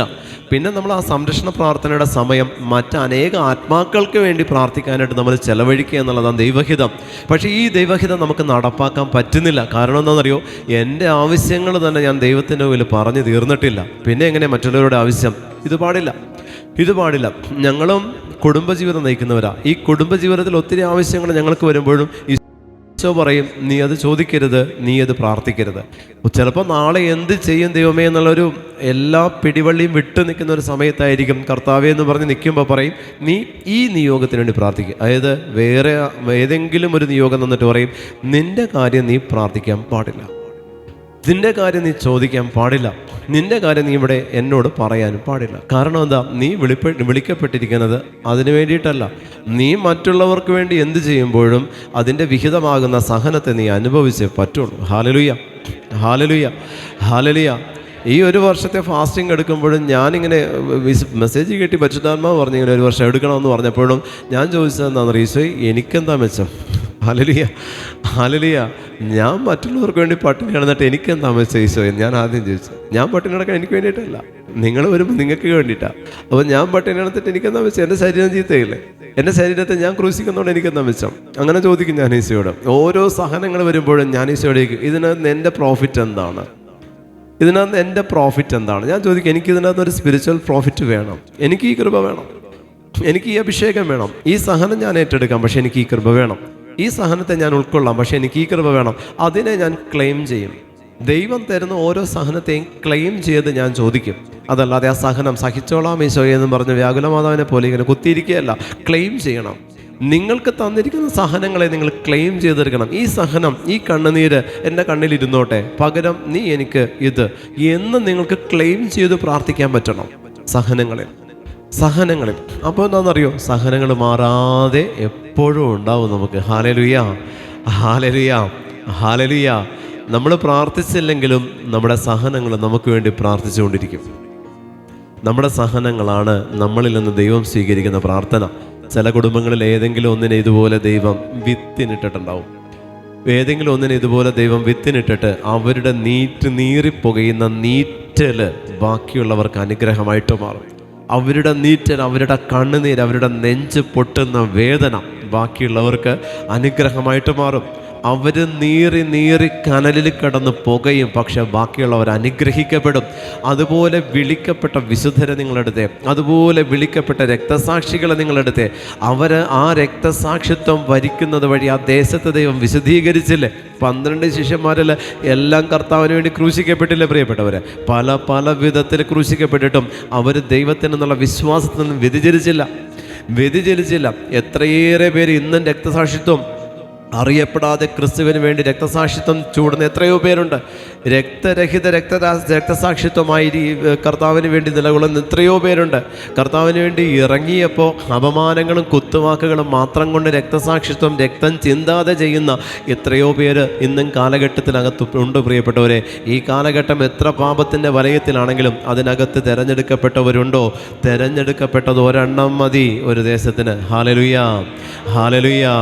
അഭിഷേകത്തിലും സഹനത്തിലും നിൽക്കുന്ന ഒരെണ്ണം മതി, ഒത്തിരിയൊന്നും വേണ്ട. ഒരു കുടുംബത്തിനും ഒരു ദേശത്തിനും തിരഞ്ഞെടുക്കപ്പെട്ടിട്ടുണ്ടോ? അതൊരെണ്ണത്തിലൂടെ ആ ദേശത്തിനെ വിശുദ്ധീകരിക്കാൻ കർത്താവിന് പറ്റും. Hallelujah, hallelujah. ആ ദൈവത്തിൻ്റെ ശക്തി എന്ന് പറയുന്നത് അതാ. അപ്പോൾ നമ്മൾ സഹനത്തിൽ നിൽക്കുന്നുണ്ടെങ്കിൽ തിരഞ്ഞെടുക്കപ്പെട്ടത് കൊണ്ടാണ്. സഹനത്തിൽ നിൽക്കുന്നതുകൊണ്ട് നിങ്ങളിൽ നിന്ന് ശക്തി പുറപ്പെടുന്നുണ്ട് നിങ്ങളുടെ കുടുംബത്തിലേക്ക്. നിങ്ങൾ സഹനത്തിൽ നിൽക്കുന്നുണ്ടെങ്കിൽ പ്രിയപ്പെട്ടവരെ, നിങ്ങളിൽ നിന്ന് പരിശുദ്ധാത്മാവിൻ്റെ അഭിഷേകം പുറപ്പെടുന്ന ഒരു കർത്താവിൻ്റെ ഒരു ക്യാരിയറായിട്ട് നിങ്ങൾ മാറുക. ഈ ക്രിസ്തു യേശുവിനെ കൊണ്ട് നടക്കുന്നൊരു ക്യാരിയറാണ് നിങ്ങൾ. സഹനം എന്ന് പറയുന്നത് ക്രിസ്തു തന്നെയാണ്, യേശു ക്രിസ്തു തന്നെയാണ്. കാരണം ഈ ലോകത്തിലേക്ക് വന്ന് തിരിച്ചു പോകുന്നത് വരെ ഈ ലോകം അവന് മറ്റൊന്നും കൊടുത്തിട്ടില്ല. ഈ ലോകം അവന് കൊടുത്തത് ഇത് മാത്രമാണെങ്കിൽ അവൻ്റെ നാമത്തിൽ നടക്കുന്നവനും കൊടുക്കുന്നത് മറ്റൊന്നും ആയിരിക്കത്തില്ല. ഹല്ലേലൂയ, ഹല്ലേലൂയ, ഹല്ലേലൂയ, ഹല്ലേലൂയ. അതുകൊണ്ട് നിങ്ങളുടെ സഹനത്തെ നിങ്ങളത് ചോദിക്കണം. കർത്താവേ, ഇത് സഹിക്കാം, പകരം നീ എനിക്കെന്ത് തരും? ഇത് ഞാൻ ഏറ്റെടുക്കാം, പകരം എനിക്കെന്താണ് മെച്ചം? എനിക്കിതിൽ നിന്നൊരു സ്പിരിച്വൽ വെൽത്ത് എന്ത് നീ തരും, ആത്മീയ സമ്പത്ത് ഞാൻ ആഗ്രഹിക്കുന്നുണ്ട്, നീ എനിക്ക് തരുമോ എന്ന് നിൻ്റെ ദൈവത്തോട് നിനക്ക് ചോദിക്കാനും പ്രാർത്ഥിക്കാനും ആവശ്യപ്പെടാനും പറ്റണം. കാരണം നിൻ്റെ അപ്പനാണ് കൂടെയുള്ളത്. ഹല്ലേലൂയ. അതുകൊണ്ട് ഈശോ പറഞ്ഞു, ചോദിക്കുവിൻ ലഭിക്കും, സഹനത്തിൽ നിൽക്കുന്നവൻ ചോദിക്ക് ലഭിക്കും. ഉറപ്പാ, എന്ത് ചോദിച്ചാലും കിട്ടും. സഹനമാണെങ്കിൽ എന്ത് നിങ്ങൾ ആവശ്യപ്പെട്ടാലും ചോദിച്ചാലും പരിശുദ്ധാത്മാവ് ആവശ്യത്തിൽ ഇറങ്ങി വരും. ഹല്ലേലൂയ. അഭിഷേകത്തോടെ ഹല്ലേലൂയ, ഹല്ലേലൂയ, ഹല്ലേലൂയ. കർത്താവ് മോശയോട് പറഞ്ഞു, നീ എന്തിന് എന്നെ വിളിച്ച് കരയുന്നു? ഇതാണ് നമ്മളോടും കർത്താവ് പറയുന്നത്, നീ എന്തിന് എന്നെ വിളിച്ച് കരയുന്നു? ദൈവം നമ്മളോടും ചോദിക്കുന്നത് ഇത് തന്നെയാണ്. നമ്മുടെ ആവശ്യങ്ങളിലെല്ലാം നമ്മൾ പരമ്പരാഗതമായിട്ട് ശീലിച്ചിരിക്കുന്ന ഒരു പ്രോസസ്സാണ് വിളിച്ച് കരയുക. പക്ഷേ ഈശോ പറയുന്നു, നീ എന്തിനാ എന്നെ വിളിച്ച് കരയുന്നേ? അത് കരയാതിരിക്കാനുള്ള വഴി നിൻ്റെ കയ്യിലുണ്ടെന്നേ. ഇത് യൂസ് ചെയ്യാതെ നമ്മൾ എന്തിനാ അവനെ വിളിച്ച് കരയണേ? അവനെ വിളിക്കാതെയും കരയാതെയും, വിളിക്കണം കരയരുത്, അവനെ വിളിക്കണം കരയരുത്. പാപങ്ങളെക്കുറിച്ചല്ലാതെ മറ്റൊന്നിനെക്കുറിച്ചും ഓർത്ത് നിങ്ങൾ കരയാൻ പാടില്ല. നിങ്ങൾ ചെയ്ത പാപങ്ങൾ മാത്രമാണ് നിങ്ങളുടെ ഓൺ പ്രോഡക്റ്റ്. ദൈവം അറിയാതെ നിങ്ങൾ ചെയ്തിരിക്കുന്നത് അതുമാത്രമേ ഉള്ളൂ. ബാക്കിയുള്ളതെല്ലാം ദൈവം അറിഞ്ഞ് തന്നെയാണ് നിൻ്റെ ജീവിതത്തിൽ വന്നിരിക്കുന്നത്. അതുകൊണ്ട് നീ കരയുന്നെങ്കിൽ നിൻ്റെ പാപത്തെ ഓർത്ത് മാത്രമേ കരയാൻ പാടുള്ളൂ. ബാക്കി ഒന്നിനെ ഓർത്ത് കരഞ്ഞ് നിൻ്റെ കണ്ണുനീര് വറ്റിക്കരുത്. കാരണം ദൈവത്തിൻ്റെ മുന്നിൽ അതിന് വിലയുള്ളതാണ്. അതുകൊണ്ടാണ് വചനം പഠിപ്പിക്കുന്നത്, ഞാൻ അതിനെ കുപ്പിയിൽ ശേഖരിക്കും. ഹല്ലേലൂയ, ഹല്ലേലൂയ, ഹല്ലേലൂയ. കർത്താവ് അതിനെ കുപ്പിയിൽ ശേഖരിക്കണമെങ്കിൽ കർത്താവ് അതിന് എത്രയോ വാല്യൂ കൊടുത്തിട്ടുണ്ട് പ്രിയപ്പെട്ടവരെ. അപ്പം അതിനെ നമ്മൾ പാഴാക്കരുത്. നിന്റെ പാപം ദൈവം അറിയാതെ നീ ചെയ്തതാണ് നിന്റെ പാപം. അതിനെ ഓർത്ത് നെഞ്ച് പൊട്ടി തന്നെ കരയണം. കുമ്പസാരിക്കുമ്പോൾ കരഞ്ഞ് തന്നെ കുമ്പസാരിക്കണം. അനുതപിക്കുമ്പോൾ കരഞ്ഞ് തന്നെ അനുതപിക്കണം. പശ്ചാത്തപിക്കുമ്പോൾ കരഞ്ഞ് തന്നെ അനുതപിക്കണം. പക്ഷേ എനിക്ക് രോഗം വന്നല്ലോ, കരയരുത്. എൻ്റെ കുടുംബത്തിൽ പ്രശ്നം വന്നല്ലോ, കരയരുത്. എൻ്റെ കുടുംബത്തിൽ ഇതാണല്ലോ, കരയരുത്. എൻ്റെ ജീവിതം ഇങ്ങനെയാണല്ലോ, കരയരുത്. കാരണം അത് ദൈവത്തെ നിന്ദിക്കല. കാരണം എന്താ? ദൈവം അറിഞ്ഞിട്ടുണ്ട് ഈ കരച്ചിലിന് പുറകിലുള്ള സങ്കടത്തിൽ നിൻ്റെ കർത്താവുണ്ട്. നിൻ്റെ കരച്ചിലിന് പുറകിലായിട്ട് നിലകൊള്ളുന്നൊരു സങ്കടമുണ്ട്. വെറുതെ കണ്ണിൽ നിന്ന് കണ്ണീര് വരത്തില്ല.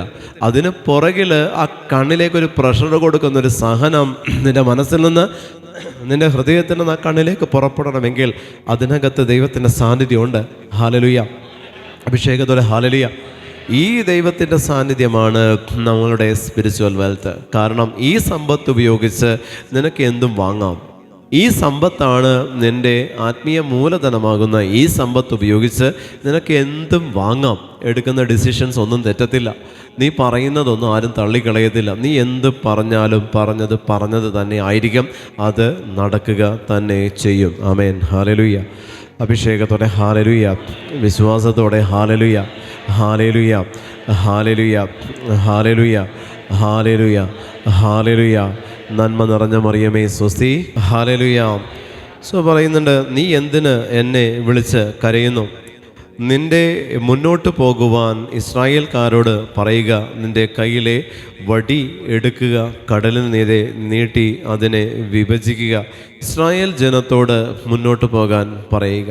മുന്നോട്ട് പോകാൻ പറ്റാത്ത സമയത്താണ് ദൈവമായ കർത്താവ് മോശയോട് പറയുന്നത്, മുന്നോട്ട് പോകാൻ പറയുക.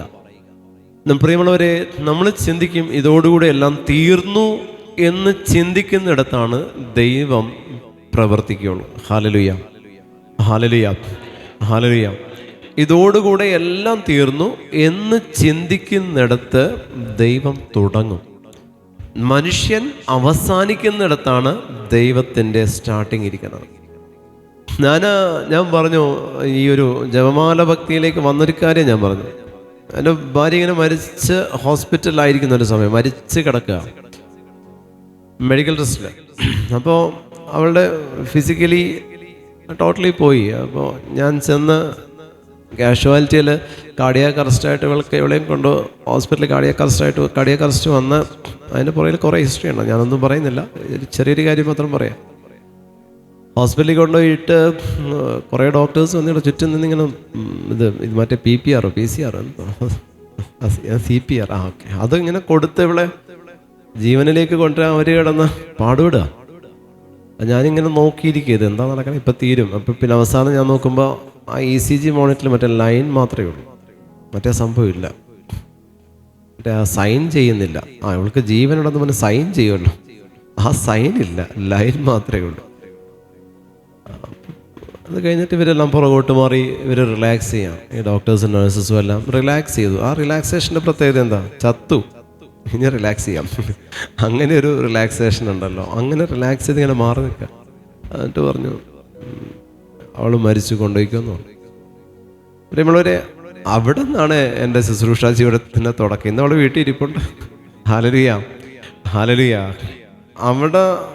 അവിടെ ഇത് ഇങ്ങനെ തീർന്നിട്ട് പറഞ്ഞു, തിരിച്ച് ഇത് പോയി, തീരുക, അതായത് മരിച്ചു, കൊണ്ടുപോയിക്കോ.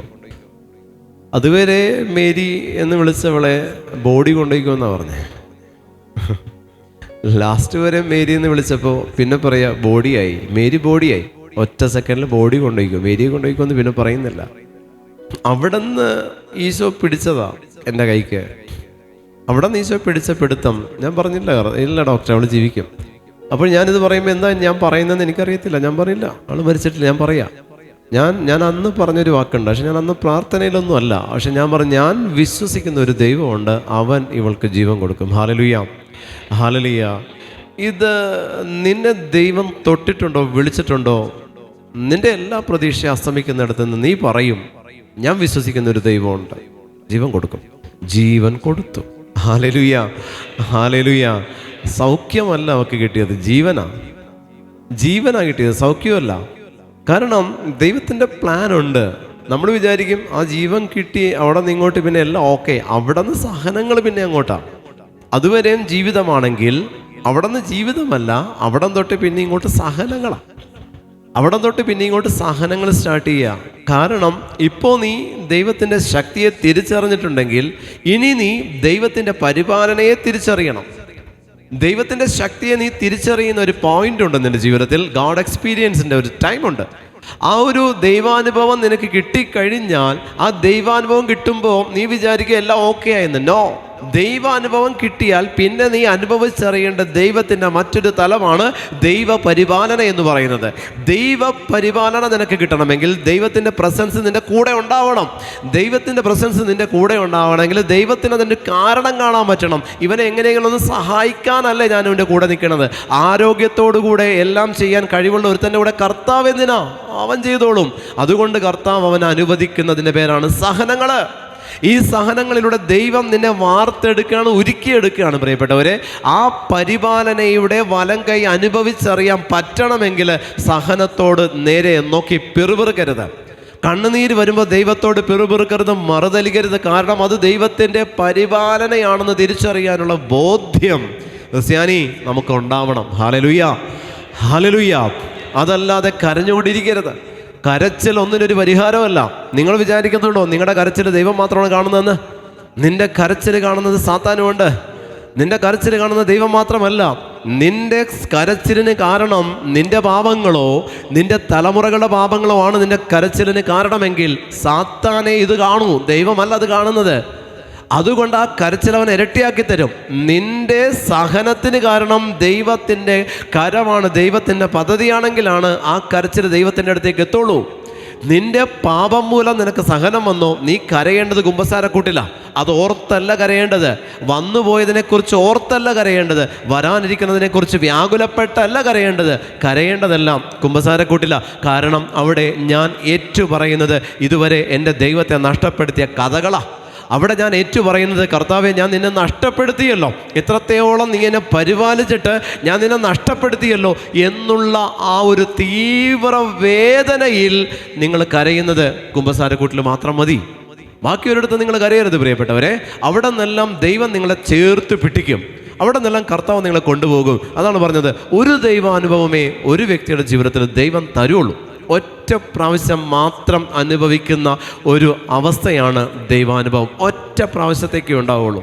പിന്നീട് അങ്ങോട്ട് ദൈവം പരിപാലിക്കുകയാണ്. അതിൻ്റെ പേരാണ് സഹനം.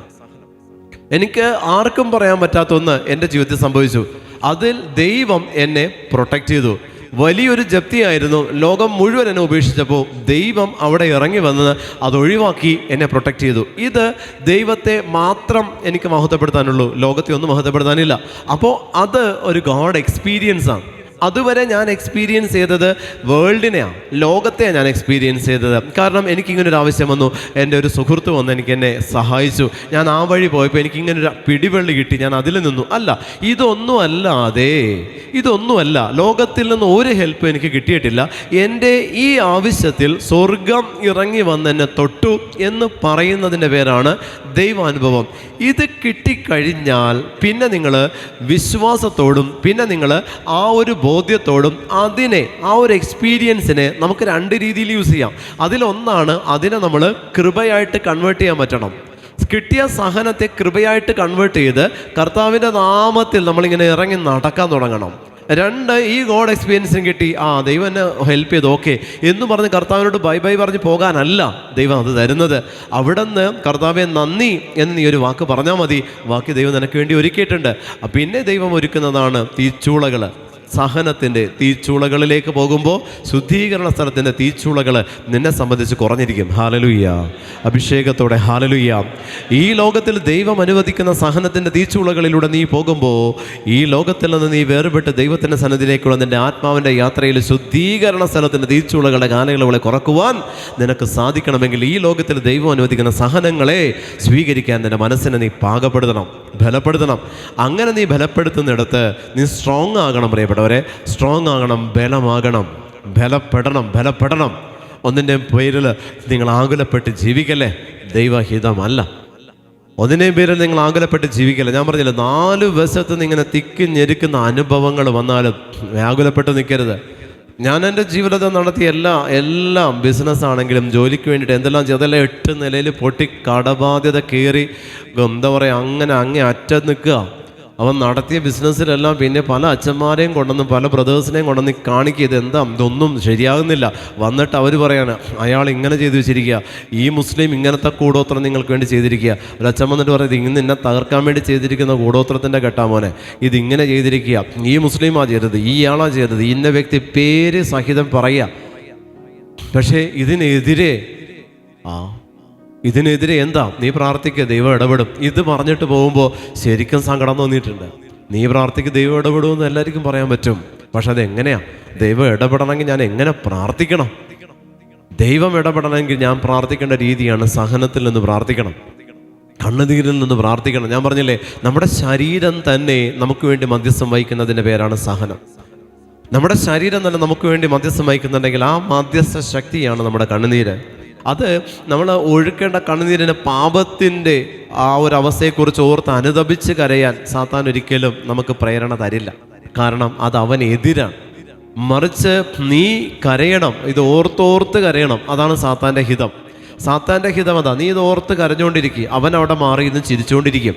പ്രിയമുള്ളവരെ, കുംഭസാരക്കൂട്ടിൽ നീ കരയാൻ സാത്താൻ നിനക്ക് ഇടവരുത്തില്ല. കാരണം അത് അവനെതിരാ, അതവൻ സമ്മതിക്കത്തില്ല. പകരം നീ ഇത് വെറുതെ ഇരിക്കുമ്പോൾ ഇതിനെക്കുറിച്ച് ഓർത്ത് കരഞ്ഞുകൊണ്ടിരിക്കണം. അപ്പോൾ അവൻ അവിടെ മാറിയിരുന്ന് നിന്നെ നോക്കി ചിരിച്ചുകൊണ്ടിരിക്കും, ദൈവം നിന്നെ നോക്കി വിഷമിച്ചുകൊണ്ടിരിക്കും. ഇതെല്ലാം അപ്പോൾ ഫറവോയുടെ അടിമത്തത്തിൽ നിന്ന് ഇസ്രായേൽ ജനത്തെ മോചിപ്പിക്കാൻ മോശയെ ദൈവം വിളിച്ചപ്പോൾ മോശയുടെ പ്രായം 80 വയസ്സാണ്. 80ാമത്തെ വയസ്സിൽ മോശ ഇസ്രായേൽ ജനത്തെ മോചിപ്പിച്ച് ഫറവോയുടെ അടിമത്തത്തിൽ നിന്ന് മോചിപ്പിക്കുന്നുണ്ട്. എത്രയേറെ ദൈവം അവർക്കെതിരെ തവളകളും പേനുകളും പാമ്പുകളും തേളുകൾ എന്ന് പറഞ്ഞോണം ഇങ്ങനെ കൊടുത്തുകൊണ്ടിരുന്നാലും ആ മോശയുടെ ഹൃദയം കഠിനമാക്കിക്കൊണ്ടിരുന്നു എന്നാണ് വചനം പഠിപ്പിക്കുന്നത്. അതായത് ഒരേ സമയം ഇസ്രായേൽ ജനത്തെ നയിച്ചതും കർത്താവാണ്, ഫറവോയുടെ ഹൃദയം കഠിനമാക്കിയതും കർത്താവാണ്. Hallelujah, hallelujah. നമ്മളെ പരിപാലിക്കുന്ന ദൈവത്തെ കാണുമ്പോൾ നമ്മൾ വിചാരിക്കും, അപ്പുറത്തെ സൈഡിൽ കർത്താവ് തകർത്ത് തരിപ്പണമാക്കിയിട്ട് എന്നെ നയിച്ചുകൊണ്ട് പോകും. നോ, അവിടെ ഫറവോയുടെ ഹൃദയത്തെ അവൻ കഠിനമാക്കുകയും ചെയ്യും, ഇവിടെ തന്നെ ഇസ്രായേൽ ജനത്തെ നയിക്കുകയും ചെയ്യും. രണ്ടും അവൻ തന്നെ ചെയ്യും. കാരണം എന്താണെന്നറിയോ? നീ അങ്ങനെ നടക്കാൻ പാടുള്ളൂ. അപ്പോഴേ നമ്മൾ സ്ട്രോങ് ആവുള്ളൂ, അപ്പോഴേ നമ്മൾ ബലപ്പെടുകയുള്ളൂ, അപ്പോഴേ നമ്മൾ അത്രയും ശരീരത്തെ നമ്മൾ അത്രയും സ്ട്രോങ് ആകണം. നമ്മൾ എത്രത്തോളം എക്സസൈസ് വർക്കൗട്ട് ചെയ്യുന്നു അതനുസരിച്ച് നമ്മുടെ ഫിസിക്കലി ഉള്ള നമ്മുടെ സ്ട്രെങ്ത് കൂടുന്നത്. സാധാരണ ഒരു വ്യക്തിയെ സംബന്ധിച്ച് ഇത് തന്നെ സ്പിരിച്വലി ഉണ്ട്. ഇത് തന്നെ സ്പിരിച്വൽ വർക്കൗട്ടാണ് സഹനങ്ങൾ, സ്പിരിച്വൽ വർക്കൗട്ടാണ് ആരാധന, സ്പിരിച്വൽ വർക്കൗട്ടാണ് പേഴ്സണൽ പ്രെയർ. സ്പിരിച്വലി വർക്കൗട്ട് ചെയ്യണം. ദൈവത്തെ അറിയുന്നതിന് മുമ്പ് ഞാൻ ഫിസിക്കൽ വർക്കൗട്ടായിരുന്നു. പക്ഷേ ദൈവത്തെ അറിഞ്ഞപ്പോൾ അത് കംപ്ലീറ്റ്ലി നിർത്തി സ്പിരിച്വൽ വർക്കൗട്ടായി. സ്പിരിച്വൽ വർക്കൗട്ട് ചെയ്യുമ്പോഴാണ് നമ്മുടെ ആത്മാവിൻ്റെ കൊഴുപ്പുകളെല്ലാം എരിയണം. ഒരു ദഹനബലി അത്. ആത്മാവിൻ്റെ കൊഴുപ്പുകളെല്ലാം എരിഞ്ഞ് അവിടെയുള്ള കൊഴുപ്പുകൾ, അൺവാണ്ടഡ് ഫാറ്റ് എല്ലാം മെൽറ്റായി പോകണമെങ്കിൽ സ്പിരിച്വൽ വർക്കൗട്ട് ഉണ്ടാവണം. ദിവസവും സ്പിരിച്വൽ വർക്കൗട്ട് ചെയ്യണം. നമുക്കറിയാം, നമ്മൾ എക്സസൈസ് ചെയ്തില്ലെങ്കിൽ ഹാർട്ടിൽ ബ്ലോക്ക്, സ്ട്രോക്ക്, കിഡ്നി സ്റ്റോൺ എന്ന് വേണ്ട എല്ലാ സൂക്കേടും നമ്മുടെ ശരീരത്തിന് വരാൻ കാരണം എന്താ? ശരീരം അനങ്ങാതെ ഇങ്ങനെ ഇരിക്കുക. അപ്പോൾ അതുകൊണ്ട് ശരീരം ചീത്ത ചെയ്യുന്ന ഡോക്ടേഴ്സ് പറയും. അവർ പറയും ഇത് ചെയ്യും, നടക്ക്, ഓട്, ചാട് എന്നൊക്കെ പറയും. ഇതെല്ലാം നമ്മൾ ചെയ്യുമ്പോൾ പിന്നെ ആ ശരീരത്തിലുള്ളതെല്ലാം ഉരുകിപ്പോകുന്നത് പോലെ തന്നെ ഇത് തന്നെ നിൻ്റെ ആത്മാവിന് ആവശ്യമുണ്ട്. ഇത് തന്നെ നിൻ്റെ ആത്മാവിന് ആവശ്യമുണ്ടെങ്കിൽ ആത്മാവ് എടുക്കുന്ന ഒരു എക്സസൈസാണ് പ്രാർത്ഥനകൾ, പേഴ്സണൽ പ്രെയർ, ആരാധനകൾ, സഹനങ്ങൾ, കണ്ണുനീര്. ഈ കണ്ണുനീരിലൂടെ എന്തോരം കൊഴുപ്പുരുകി പോകും നിങ്ങൾക്കറിയോ? ശരീരത്തിൻ്റെ അല്ല, ആത്മാവിൻ്റെ കൊഴുപ്പുകൾ ഉരുകിപ്പോകും. നിൻ്റെ ആത്മാവ് ഇങ്ങനെ വെണ്മയുറ്റതായിട്ട് നിൽക്കും. Hallelujah, hallelujah. അതുകൊണ്ടാണ് കർത്താവ് അതിനെ കുപ്പിയിൽ ശേഖരിക്കുന്നത്. വാല്യൂ ഉണ്ട്, ദൈവത്തിൻ്റെ പ്രോഡക്റ്റാണ്. ഹല്ലേലൂയ. നിൻ്റെ ശരീരത്തിൽ നിന്ന് പുറപ്പെടുന്ന ദൈവത്തിൻ്റെ പ്രോഡക്റ്റാണ് അത്. ദൈവം അനുവദിച്ച സഹനത്തെ ഓർത്ത് ദൈവത്തിൻ്റെ തിരുമുമ്പിൽ നീ നന്ദി പറ, നന്ദി പറ. നന്ദി പറഞ്ഞു മാത്രം പ്രാർത്ഥിക്കുക. നിങ്ങളുടെ കരങ്ങളിൽ നിന്ന് കർത്താവിൻ്റെ ശക്തി പുറപ്പെടണം. നിങ്ങൾ നോക്കുമ്പോൾ നിങ്ങളുടെ കണ്ണുകളിൽ നിന്ന് കർത്താവിൻ്റെ ശക്തി പുറപ്പെടണം. നിങ്ങൾ സംസാരിക്കുമ്പോൾ നിങ്ങളുടെ അധരത്തിൽ നിന്ന് കർത്താവിൻ്റെ ശക്തി പുറപ്പെടണം. എങ്കിൽ മാത്രമേ നീ ക്രിസ്ത്യാനി ആകുന്നുള്ളൂ. അതല്ലെങ്കിൽ നീ ക്രിസ്ത്യാനിറ്റി എന്ന് പറയുന്ന മതത്തിൻ്റെ ആൾ മാത്രമാണ്. Hallelujah, hallelujah. വേഷം കൊണ്ടോ നമ്മുടെ പെരുമാറ്റം കൊണ്ടോ ഒന്നുകൊണ്ടുമല്ല, നമ്മളിൽ നിന്ന് ദൈവത്തിൻ്റെ ശക്തി പുറപ്പെടണം. നമ്മളിൽ നിന്ന് ദൈവത്തിൻ്റെ ശക്തി പുറപ്പെടണമെങ്കിൽ ദൈവം നമ്മുടെ ഉള്ളിലുണ്ടാകണം. ദൈവം നമ്മുടെ ഉള്ളിലുണ്ടാകണം. നമുക്കിങ്ങനെ പേടിയാണ്, അതാണ്, ഇതാണ്, ഒന്നും പറഞ്ഞിരിക്കരുത്. ഒന്നും പറഞ്ഞ് നമ്മൾ ഇരിക്കരുത്. ബോൾഡ് ആവണം. നമ്മൾ സ്പിരിച്വലി ബോൾഡ്നെസ് ഉണ്ടാവണം. സ്പിരിച്വലി ബോൾഡ്നെസ് ഇല്ലെങ്കിൽ പാപം നിൻ്റെ പുറകെയുണ്ട്, നീ അതിൽ വീഴും. സ്ട്രോങ് ഡിസിഷൻ എടുക്കാൻ പറ്റണം. എടുക്കുന്ന ഡിസിഷനിൽ ഉറച്ചു നിൽക്കണമെങ്കിൽ ബോൾഡ്നെസ് ഉണ്ടാവണം. സ്പിരിച്വലി ബോൾഡ് ആവണം. ആരെങ്കിലും എന്തെങ്കിലും പറയുമ്പോൾ അവരോട് സോഫ്റ്റായിട്ടല്ല, അതിനകത്തുള്ള പാപമുണ്ടോ, ഇതെന്നെ പാപത്തിലേക്ക് നയിക്കുമോ, അതിനു വേണ്ടിയിട്ടാണോ ഈ ചങ്ങാത്തം എന്ന് തിരിച്ചറിയാൻ നമുക്ക് പറ്റുന്നൊരു വിവേകം അത് പരിശുദ്ധാത്മാവ് തരണം. അങ്ങനെ വരുമ്പോൾ നമ്മൾ നോ എന്ന് പറഞ്ഞാൽ അത് നോയാണ്. നോ എന്ന് പറഞ്ഞാൽ അത് നോയാ. ഈ ഒരു ബൗണ്ടറി കഴിഞ്ഞ് എന്നിലേക്ക് ആരും വരാൻ പാടില്ല. ഹല്ലേലൂയ. ഈ ഒരു ബൗണ്ടറി കഴിഞ്ഞ് എൻ്റെ സ്പിരിച്വൽ വേൾഡിലേക്ക് ഒരാൾക്കും ഒരു എൻട്രി പാടില്ല. എൻ്റെ സ്പിരിച്വൽ വേൾഡിൽ ഞാനും എൻ്റെ ഈശോയും മാത്രം മതി. ഞാനും എൻ്റെ ഈശോയും, എൻ്റെ ഈശോ എനിക്ക് തന്ന സഹനങ്ങളിലേക്കും ഒരാൾക്കും അതിലേക്ക് എൻട്രി ടിക്കറ്റ് കൊടുക്കരുത്. നിങ്ങളുടെ സഹനങ്ങളെ ഒരിക്കലും നിങ്ങൾ വിളമ്പിക്കൊണ്ട് നടക്കരുത്. അത് നിങ്ങളുടെ സ്വന്തം പ്രോഡക്റ്റാണ്, നിങ്ങളുടെ പ്രൈവറ്റ് പ്രോപ്പർട്ടിയാണ്. അത് അടച്ചു പൂട്ടി സീൽ ചെയ്യണം. ഒരാളെയും പ്രവേശിപ്പിക്കരുത്. കൃപ നഷ്ടപ്പെടും, കൃപ നഷ്ടപ്പെടും. നിങ്ങൾക്ക് ഈ സഹനമാണ്, നിങ്ങൾക്ക് ആ സഹനമാണ്, നിങ്ങൾ ഇങ്ങനെയാണ് പറഞ്ഞു നടക്കരുത്. പ്രിയപ്പെട്ടവരെ, പറഞ്ഞു നടക്കരുത്. കൃപ നഷ്ടപ്പെടും. അത് നിൻ്റെ പ്രൈവസിയാണ്. ദൈവത്തോടു കൂടെയുള്ള നിൻ്റെ പ്രൈവസിയാണ് നിൻ്റെ സഹനങ്ങൾ. സാത്താനോട് കൂടെയുള്ള നിൻ്റെ പ്രൈവസിയാണ് നിൻ്റെ പാപങ്ങൾ. സാത്താനോട് കൂടെ നിൻ്റെ പ്രൈവസി. കാരണം ഒരു പ്രൈവസി നമ്മൾ കീപ്പ് ചെയ്യും പാപം ചെയ്യുമ്പോൾ. ഒരു പ്രൈവസി നമ്മൾ കീപ്പ് ചെയ്യും, ഇതാരും അറിയാതിരിക്കാൻ.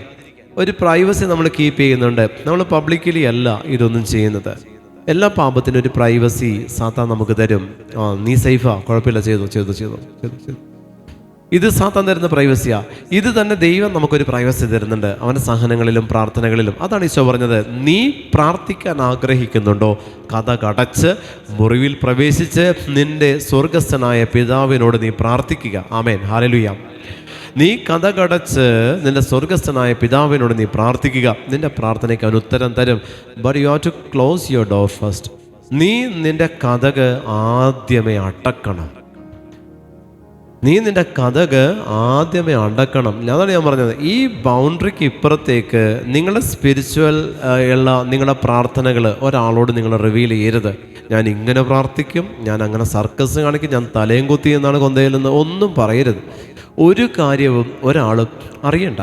അതല്ലാതെ നിങ്ങളുടെ ജോലിയെക്കുറിച്ചോ നിങ്ങളുടെ ബാക്കിയുള്ള കാര്യങ്ങളെക്കുറിച്ചോ you can disclose with others, ഒരു കുഴപ്പമില്ല. പക്ഷേ അതല്ലാത്തതൊന്നും ഈശോയുമായിട്ടുള്ള നിങ്ങളുടെ പ്രൈവസിയെക്കുറിച്ച് ഒരാളോടും പറയരുത് പ്രിയപ്പെട്ടവരെ.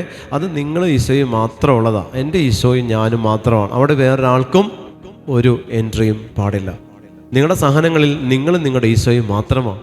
അത് നിങ്ങൾ ഷെയർ ചെയ്യരുത്. നിൻ്റെ കൃപ നഷ്ടപ്പെടും. ദൈവം തരാനിരിക്കുന്നതിനെ ദൈവം പിടിച്ചു വയ്ക്കും. ഓക്കെ, ദൈവം തരാനിരിക്കുന്നതിനെ ദൈവം പിടിച്ചു വയ്ക്കും. അത് പാടില്ല. ദൈവത്തിന് നിങ്ങൾ പൂർണ്ണമായിട്ടും വിട്ടുകൊടുക്കണം. ആമേൻ. ഹല്ലേലൂയ. അഭിഷേകത്തോടെ ഹല്ലേലൂയ, ഹല്ലേലൂയ, ഹല്ലേലൂയ. നന്മ നിറഞ്ഞ മറിയമേ സ്വസ്തി. ഹല്ലേലൂയ, ഹല്ലേലൂയ, ഹല്ലേലൂയ, ഹല്ലേലൂയ, ഹല്ലേലൂയ. ഞാൻ ഈജിപ്തുകാരെ കഠിനചിത്തരാക്കും, അവർ നിങ്ങളെ പിന്തുടരും. ഞാൻ ഫറവോയുടെയും അവൻ്റെ സൈന്യത്തിൻ്റെയും കുതിരകളുടെയും തേരുകളുടെയും കുതിരപ്പടയാളികളുടെയും മേൽ മഹത്വം നേടും. അവിടെയും ഈശോ പറഞ്ഞത്, ദൈവം പറയുന്നത് കേട്ടോ, നീ പേടിക്കണ്ട, ഈജിപ്തുകാരെ നീ ഭയപ്പെടേണ്ട എന്നല്ല പറഞ്ഞത്. ഞാൻ ഈജിപ്തുകാരെ കഠിനചിത്തരാക്കുമെന്നാണ് പറഞ്ഞത്. അതായത് നിങ്ങൾ പോകുമ്പോൾ നിങ്ങൾക്ക് പുറകെയുള്ള സഹനങ്ങളെ ഒന്നും കൂടെ കർത്താവ് സ്ട്രോങ് ആക്കി തരും. എന്ത് നല്ല ദൈവമാണ് നമ്മുടെ. Hallelujah, hallelujah. എത്ര നന്ദി പറഞ്ഞാലാ മതിയാകണേ, എത്ര നന്ദി പറഞ്ഞാലും മതിയാവില്ല. നിങ്ങൾ നടക്കുമ്പോൾ നിങ്ങളെ തീച്ചൂളയിലിട്ടിട്ട് കർത്താവ് ഈ ഓല ഇങ്ങനെ കറക്കിക്കൊണ്ടിരിക്കുക. കർത്താവ് ഈ ആലയിൽ ഇങ്ങനെ കറക്കിക്കൊണ്ടിരിക്കുക. തീ ഇങ്ങനെ വർദ്ധിച്ചുകൊണ്ടേ ഇരിക്കുകയുള്ളൂ. പക്ഷെ നിന്നോട് പറയും, നീ പേടിക്കണ്ട. നിന്നെ ബലപ്പെടുത്തുകയും ചെയ്യും. നീ നിൽക്കുന്ന ലാൻഡിനെ നിൽക്കാൻ പറ്റാത്ത രീതിയിൽ തീ കൂട്ടിയിട്ട് തരികയും ചെയ്യും. ഹല്ലേലൂയ, ഹല്ലേലൂയ, ഹല്ലേലൂയ, ഹല്ലേലൂയ, ഹല്ലേലൂയ. നിനക്ക് കർത്താവ് ബലപ്പെടുത്തി തരും. ഒപ്പം ഈശോ വചനത്തിൽ പഠിപ്പിക്കുന്നത് എന്താ? ഞാൻ അവരുടെ ഹൃദയം കഠിനചിത്തരാക്കും.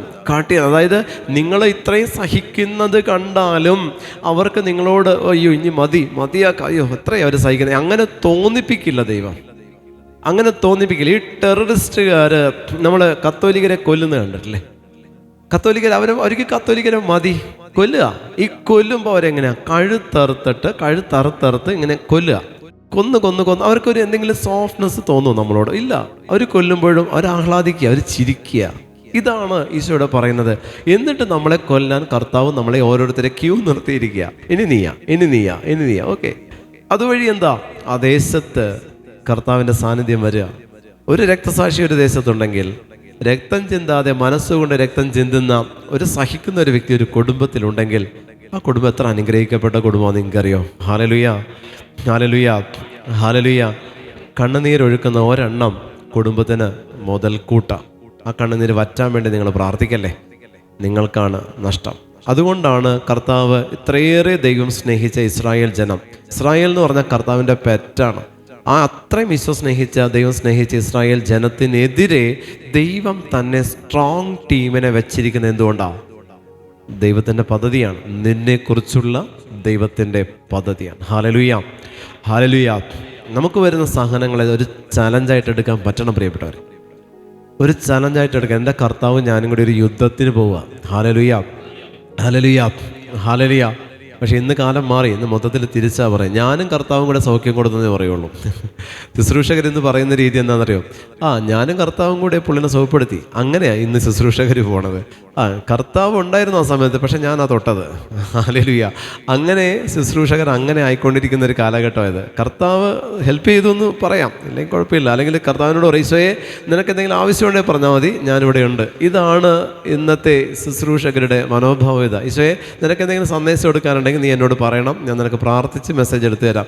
ഇങ്ങനെ ഈശോയോട് പറയുന്ന ശുശ്രൂഷകരുടെ കാലഘട്ടമാണ്. കാരണം യേശുവിനേക്കാൾ കൃപ തന്നവൻ്റെ മീതെ കയറിയിരിക്കാൻ ശ്രമിക്കുന്ന ഞങ്ങളുടെ ഗണമുണ്ട്. അതുകൊണ്ട് ഞാൻ നിങ്ങളോട് പറയുന്നത്, നിങ്ങൾ ഞങ്ങളുടെ പുറകെ വരരുത്. Hallelujah, hallelujah. നിങ്ങളീ കാണുന്നത് ഈ മൈക്കും പിടിച്ചിരിക്കുന്ന ഞങ്ങളെയാണ്. ഇതിനപ്പുറത്ത് ഞങ്ങൾക്കൊരു ലോകമുണ്ട്. Hallelujah, hallelujah. അപ്പം അതുകൊണ്ട് പ്രിയപ്പെട്ടവരെ, നിങ്ങൾ ഞങ്ങളുടെ പുറകെ വരരുത്. നിങ്ങൾ യേശുവിനെ മാത്രമേ ഫോളോ ചെയ്യാൻ പാടുള്ളൂ. കാരണം ബലഹീനരാ, ഞങ്ങൾ കുറവുള്ളവരാ, തെന്നുന്ന പാറയിൽ നിൽക്കുന്നവരാ. അപ്പം അതുകൊണ്ട് ഞങ്ങളെ കണ്ടുകൊണ്ട് നിങ്ങൾ പ്രാർത്ഥനാ ജീവിതം സ്വീകരിക്കരുത്. ക്രിസ്തുവിനെ കണ്ടല്ലാതെ നിങ്ങൾ പ്രാർത്ഥനയെ സ്വീകരിക്കരുത്. ഒരു വ്യക്തിയുടെയും അഭിഷേകത്തെ കണ്ടിട്ട് പ്രാർത്ഥന തുടങ്ങരുത്. നിങ്ങൾ നോക്കേണ്ടത് ക്രിസ്തുവിനെ കണ്ടിട്ട് മാത്രമാണ്. നിങ്ങൾക്ക് ആരുടെയെങ്കിലും ഒരു വ്യക്തിയുടെ അഭിഷേകം കണ്ട് പ്രാർത്ഥിക്കാൻ തോന്നണമെങ്കിൽ അത് കത്തോലിക്ക സഭ ഔദ്യോഗികമായിട്ട് പ്രഖ്യാപിച്ച വിശുദ്ധരെ മാത്രമേ നിങ്ങൾ അനുകരിക്കാവൂ. ഹല്ലേലൂയ. ജീവിച്ചിരിക്കുന്ന ഒരു വ്യക്തിയുടെയും പുണ്യമോ മേന്മയോ അഭിഷേകമോ നിങ്ങൾ കണ്ട് അസൂയപ്പെടാനോ അതുപോലെ ആകണം എന്ന് പറയാനോ പാടില്ല. ആ വ്യക്തിയിൽ നീ കാണുന്ന അഭിഷേകമുണ്ടെങ്കിൽ ആ വ്യക്തിയിൽ നീ കാണാത്ത പാപവും ഉണ്ട്. ഹല്ലേലൂയ. പക്ഷേ നീ വിശ്വസിക്കുന്ന നിന്റെ ദൈവമായ കർത്താവിൽ അഭിഷേകം മാത്രമേ ഉള്ളൂ. നിനക്ക് അവനെ ഫോളോ ചെയ്യാം, തെറ്റുപറ്റില്ല. ഒരു വ്യക്തിയെ കണ്ട കർത്താവ് എനിക്ക് ഇതുപോലെയാണ്. അപ്പോൾ അതുപോലെ എന്ന് പറയുമ്പോൾ അവനിൽ മറഞ്ഞിരിക്കുന്ന പാപമായിരിക്കും ആദ്യം നീ ചെയ്യുന്നു തുടങ്ങുന്നത്. അതുകൊണ്ട് ആരെയും ഇമിറ്റേറ്റ് ചെയ്യരുത്, ആരെയും അനുകരിക്കരുത്. അവരുടെ ഇത് കണ്ടിട്ട് നിങ്ങൾ അയ്യോ എനിക്ക് കിട്ടിയില്ലല്ലോ എന്ന് പറയരുത്. കിട്ടുന്നത് അവനിലുള്ള ദുർഗുണത്തെ ആദ്യം കിട്ടും. ഓക്കെ, അതുകൊണ്ട് നിങ്ങളത് ശീലിക്കേണ്ട, ആഗ്രഹിക്കേണ്ട. നിങ്ങൾ ആഗ്രഹിക്കേണ്ടത്, ലക്ഷ്യം വെക്കേണ്ടതും പരിശുദ്ധ തൃത്വത്തെ മാത്രം നിങ്ങൾ ലക്ഷ്യം വെച്ച് മുന്നോട്ട് പോയാൽ മതി. അതെന്നും ഉണ്ട് നിങ്ങളുടെ കൂടെ, അതേ ഉണ്ടാവുള്ളൂ നിങ്ങളുടെ കൂടെ. ഞങ്ങൾക്ക് അടുത്ത തലമാണ്, ഞങ്ങൾക്ക് അടുത്ത സ്റ്റേജാണ്, അടുത്ത സ്ഥലങ്ങളിലേക്ക് ഈശോ ഞങ്ങളെ കൊണ്ടുപോകുമ്പോൾ നിങ്ങളൊക്കെ പോയി ഈ ധ്യാനം കഴിഞ്ഞാൽ പിന്നെ നമ്മൾ തമ്മിൽ ഒരു മീറ്റിംഗ് ഉണ്ടോ? ഒന്നുമില്ല. നിങ്ങൾ വിളിച്ച് ഞാൻ ഫോൺ എടുക്കും? ഇല്ല. ഹല്ലേലൂയ. കാരണം അടുത്ത സ്ഥലമാണ്, അടുത്ത ഓട്ടമാണ്, അടുത്ത സ്ഥലമാണ്, അടുത്ത സഹനങ്ങളാണ്, അടുത്ത ബാച്ചാണ്. ഞാൻ പറഞ്ഞില്ല, ഇത് കഴിഞ്ഞ് ഞാൻ നേരെ ഷില്ലോങ്ങാണ്. അപ്പോൾ അവിടെ 10-12 ദിവസം അവിടെ തന്നെയാണ്. പിന്നെ അവിടെ ആ ജനങ്ങളാണ്. പിന്നെ ഇതല്ല, പിന്നെ പുതിയ വേൾഡും പുതിയ സഹനങ്ങളും പുതിയ കണ്ണുനീരുമാണ്. അതല്ലാതെ ബ്രദറെ സുഖമാണോ എന്ന് ചോദിച്ചിട്ട് ആരും വരാറൊന്നുമില്ല. ബ്രദർ ഭക്ഷണം കഴിച്ചോ? അത് ചോദിക്കാറുമില്ല. ചായ കുടിച്ചാലോ? അതും ചോദിക്കില്ല. വന്നാൽ ആദ്യം പറയും, വഴിയിൽ വെച്ച് കണ്ടാലും മാർക്കറ്റ് വെച്ച് കണ്ടാലും ബസ്സിൽ കണ്ടാലും കാറിൽ കണ്ടാലും ലോറിയിൽ കണ്ടാലും എവിടെ കണ്ടാലും ഞങ്ങളോട് അവർ പറയുന്നത് അവരുടെ ഇൻറ്റൻഷൻസ് മാത്രമേ പറയുള്ളൂ. കാരണം ഞങ്ങൾ ഒരു ഇൻസ്ട്രുമെൻ്റാണ്, അവരുടെ ഇൻറ്റൻഷൻസ് സ്വീകരിക്കുന്ന ഒരു ഇൻസ്ട്രുമെൻ്റായിട്ടേ ശുശ്രൂഷകരെ ജനം കാണുള്ളൂ. നിങ്ങൾ എവിടെ വെച്ച് കണ്ടാലും നിങ്ങൾ നോക്കിക്കോ, ആദ്യം നിങ്ങൾ പറയാമോ, നിങ്ങൾ പ്രയർ റിക്വസ്റ്റേ പറയുള്ളൂ. സുഖമാണോ എന്നൊരു വാക്ക് ഒരുത്തനും ചോദിച്ചിട്ടില്ല ഇന്ന് വരെ. ഹല്ലേലൂയ. അത് ചോദിക്കാനും പോകുന്നില്ല, ചോദിക്കുകയുമില്ല. കാരണം ഞങ്ങളൊരു ഇൻസ്ട്രുമെൻ്റാണ്. മാക്സിമം ഊറ്റാവുന്നത് ഊറ്റിയെടുക്കാൻ ദൈവം കൊടുത്തിരിക്കുന്ന ഇൻസ്ട്രുമെൻ്റാണ്. അവസാനം വരെ ഊറ്റി പിഴിഞ്ഞ് പിശറായി എവിടെയെങ്കിലും ഒരു പാപത്തിൽ വീഴുമ്പോൾ ഈ ഊറ്റിയെടുത്തവർ തന്നെ ഇങ്ങനെ ചവിട്ടി തേച്ചിട്ട് വിശ്വസിക്കേണ്ടായിരുന്നു, തെറ്റുപറ്റിപ്പോയി, പുള്ളിനെ ഫോളോ ചെയ്താൽ മണ്ടത്തരമായി പോയി എന്ന് പറഞ്ഞ് ചവിട്ടി തേച്ച് അടുത്ത ഇൻസ്ട്രുമെൻറ്റിനെ അന്വേഷിച്ച് പോകുന്നവരാണ് മുന്നിലിരിക്കുന്നവരെന്ന് ഈശോ എപ്പോഴും പറയാറുണ്ട്. ഹല്ലേലൂയ. നീ വീണിട്ട് നിന്നെ താങ്ങുന്നവരുണ്ടോ? അവരെ നിന്നെ സ്നേഹിച്ചിട്ടുള്ളൂ എന്ന് ഈശോ പറയും. നിന്റെ കൃപകളെ സ്നേഹിക്കുന്നവർ ഒത്തിരി ഉണ്ടാകും, നിന്റെ അഭിഷേകത്തെ സ്നേഹിക്കുന്നവരുണ്ടാകും. കാരണം അവർക്ക് അതുകൊണ്ടൊരു ലാഭവിഹിതമുണ്ട്. എന്നിട്ട് ഇവർ പറയുന്നത് എന്താണെന്നറിയോ? ഞാൻ എൻ്റെ ഈശോയോട് ചോദിക്കാതെ ഒന്നും ചെയ്യില്ല. എന്നിട്ട് നമ്മളെ വിളിച്ച് ചോദിക്കുക, ബ്രദറെ ഇതെങ്ങനെ ചെയ്യണമെന്നോ ഈശോ പറയുന്നത്? അത് ഈശോയോടുള്ള സ്നേഹം കൊണ്ടോ കൽപ്പനയ്ക്കനുസരിച്ച് ജീവിക്കാനാണോ? അല്ല, മിസ്യൂസ് ചെയ്യുന്നതാണ് കർത്താവിനെ ദുരുപയോഗിക്കുന്നത്. എന്നിട്ട് ഇവർ പറയുന്നതാ, ഞാൻ എൻ്റെ ഈശോ പറയാതെ ഒന്നും ചെയ്യില്ല. മിസ്യൂസ് ചെയ്യുന്നതാണ്, പേടിച്ചിട്ടാ, ജീവിതത്തെ പേടിയാ, സ്വന്തമായിട്ടൊരു ഡിസിഷൻ എടുക്കാൻ പേടിയാ ഇവറ്റകൾക്ക്. അങ്ങനെയുള്ളവരാണ്. ഒന്ന് പ്രാർത്ഥിച്ച് പറയോ എന്ന് ഇങ്ങനെ ചോദിച്ചുകൊണ്ട് നടക്കണം. അങ്ങനെയുള്ളവരാ, പേടിച്ചിട്ടാ, ജീവിക്കാൻ പേടിയാ. നിങ്ങൾക്കറിയോ, ഞങ്ങളുടെ ജീവിതത്തിന് വേണ്ടിയിട്ട് ഞങ്ങൾ ഒരു മെസ്സേജ് പോലും എടുത്തിട്ടില്ല. ഇപ്പോൾ ഒരു ഹോസ്പിറ്റലിൽ പോകണം, എവിടെ പോകണമെന്ന് എനിക്ക് ചോദിച്ചാൽ കൃത്യം പറയും. ചോദിക്കാൻ പാടില്ല, ചോദിക്കരുത് എന്നാ ഈശോ പറഞ്ഞ. സഹനം വന്നോ? പ്രാർത്ഥിച്ചോണ്ടിരിക്കും, കർത്താവേ കരുണയായിരിക്കണേ. അല്ലാതെ ഈ സഹനം മാറാൻ എന്ത് ചെയ്യും? പ്രാർത്ഥിച്ച ഉത്തരം കിട്ടും. ചോദിക്കാൻ പാടില്ലെന്നാണ് പറഞ്ഞത്. ചോദിക്കില്ല. അന്ന് തൊട്ട് ഇന്ന് വരെ എൻ്റെ ഒരു ആവശ്യത്തിന് വേണ്ടിയിട്ട്, എൻ്റെ കുടുംബത്തിന് വേണ്ടി ഒരു സന്ദേശം പോലും എടുക്കുകയില്ല. ചില സമയത്തല്ല ഈശോ പറയും നീ ഇങ്ങനെ പോയാൽ മതി, അത് സ്വീകരിക്കും. അല്ലാതെ ചോദിക്കാൻ പാടില്ല. ആ സഹനത്തിൽ നിൽക്കണം, ആ കണ്ണുനീരിൽ നിൽക്കണം, ആ സഹനത്തെ അനുഭവിക്കണം. ഇതാണ് ദൈവവിളി എന്ന് പറയുന്നത്. ബാക്കിയുള്ളതൊന്നും ദൈവവിളിയല്ല, ദൈവം നയിക്കല.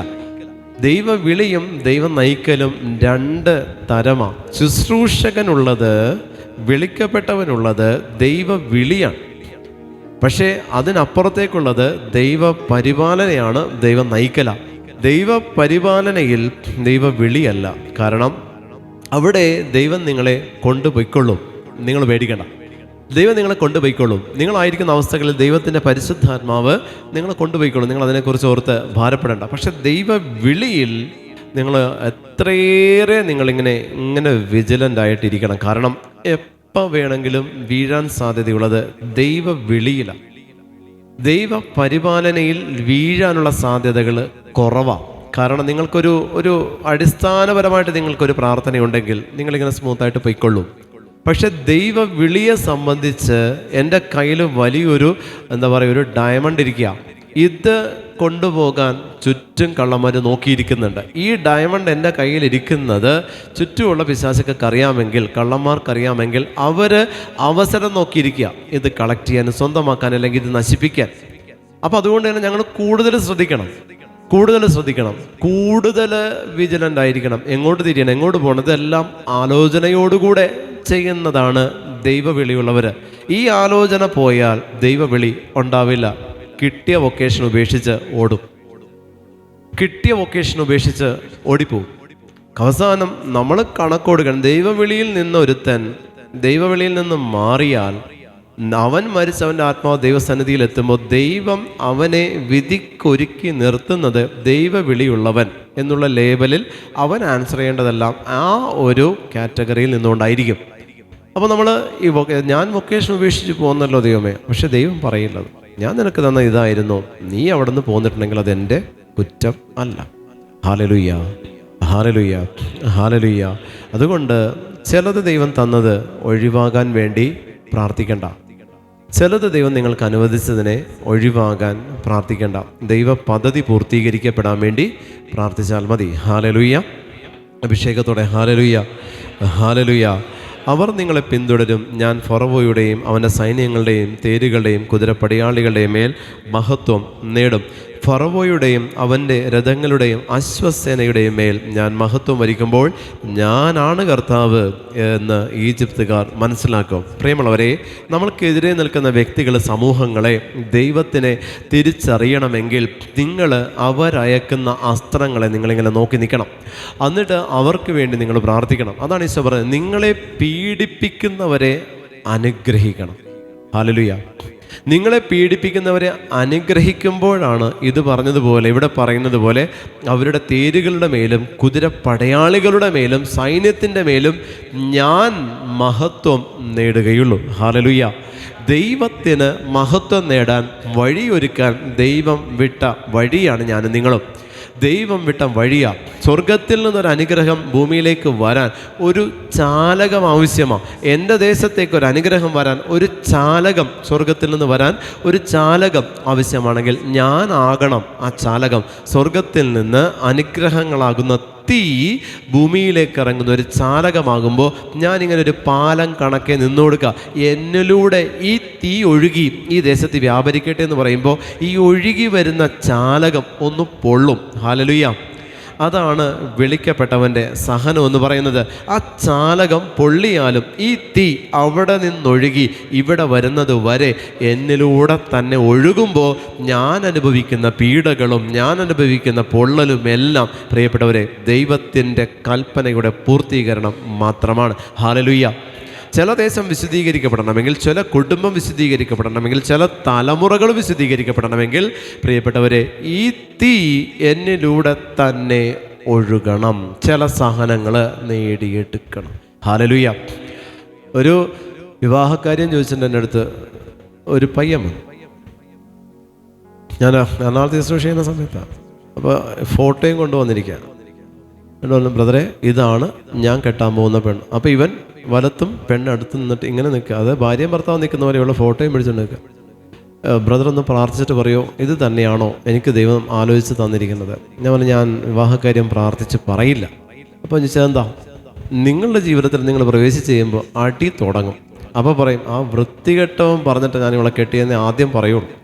എനിക്കത് കേൾക്കാൻ കഴിയില്ല, കുറേ കേട്ടിട്ടുണ്ട്, അതുകൊണ്ട് ഞാനില്ല. എന്തായാലും കുടുംബജീവിതത്തിൽ അസ്വസ്ഥതകളില്ലാതെ ഒരു കുടുംബജീവിതം മുന്നോട്ട് പോകില്ല. ഭാര്യയും ഭർത്താവും ഇണക്കുരുവികളൊന്നുമല്ല, പിണക്കുരുവികളാണ്, പിണങ്ങിക്കഴിയുന്ന കുരുവികളാണ്. അതുകൊണ്ട് തന്നെ അത് എപ്പോഴും അടി കൂടാതെ കുടുംബജീവിതം സക്സസ് ആവില്ല. അടി വേണം, അതങ്ങനെയാണ്. അപ്പോൾ ആ അടിയിൽ നീ ആദ്യം എൻ്റെ മുഖമായിരിക്കും കണ്ണടക്കുമ്പോൾ ഓർക്കണത്, പ്രാർത്ഥിക്കാനിരിക്കുമ്പോൾ പോലും അതുകൊണ്ട് ഞാൻ പറയത്തില്ല. അപ്പോൾ ഇവൻ പറഞ്ഞു. എന്നിട്ട് ഞാൻ പിന്നെയും ഇവനിങ്ങനെ പറയുന്നു, ബ്രദർ എന്തിനാ ബ്രദർ ഇത്രയും നാളായിട്ട് നമ്മൾ തമ്മിലുള്ള കണക്ഷനല്ലേ, ഒന്ന് പറ. അപ്പോൾ ഞാൻ പ്രാർത്ഥിച്ചു നോക്കിയപ്പോൾ ഇവളെ കെട്ടുന്നത് ഇവന് ദുരിതമാണ്.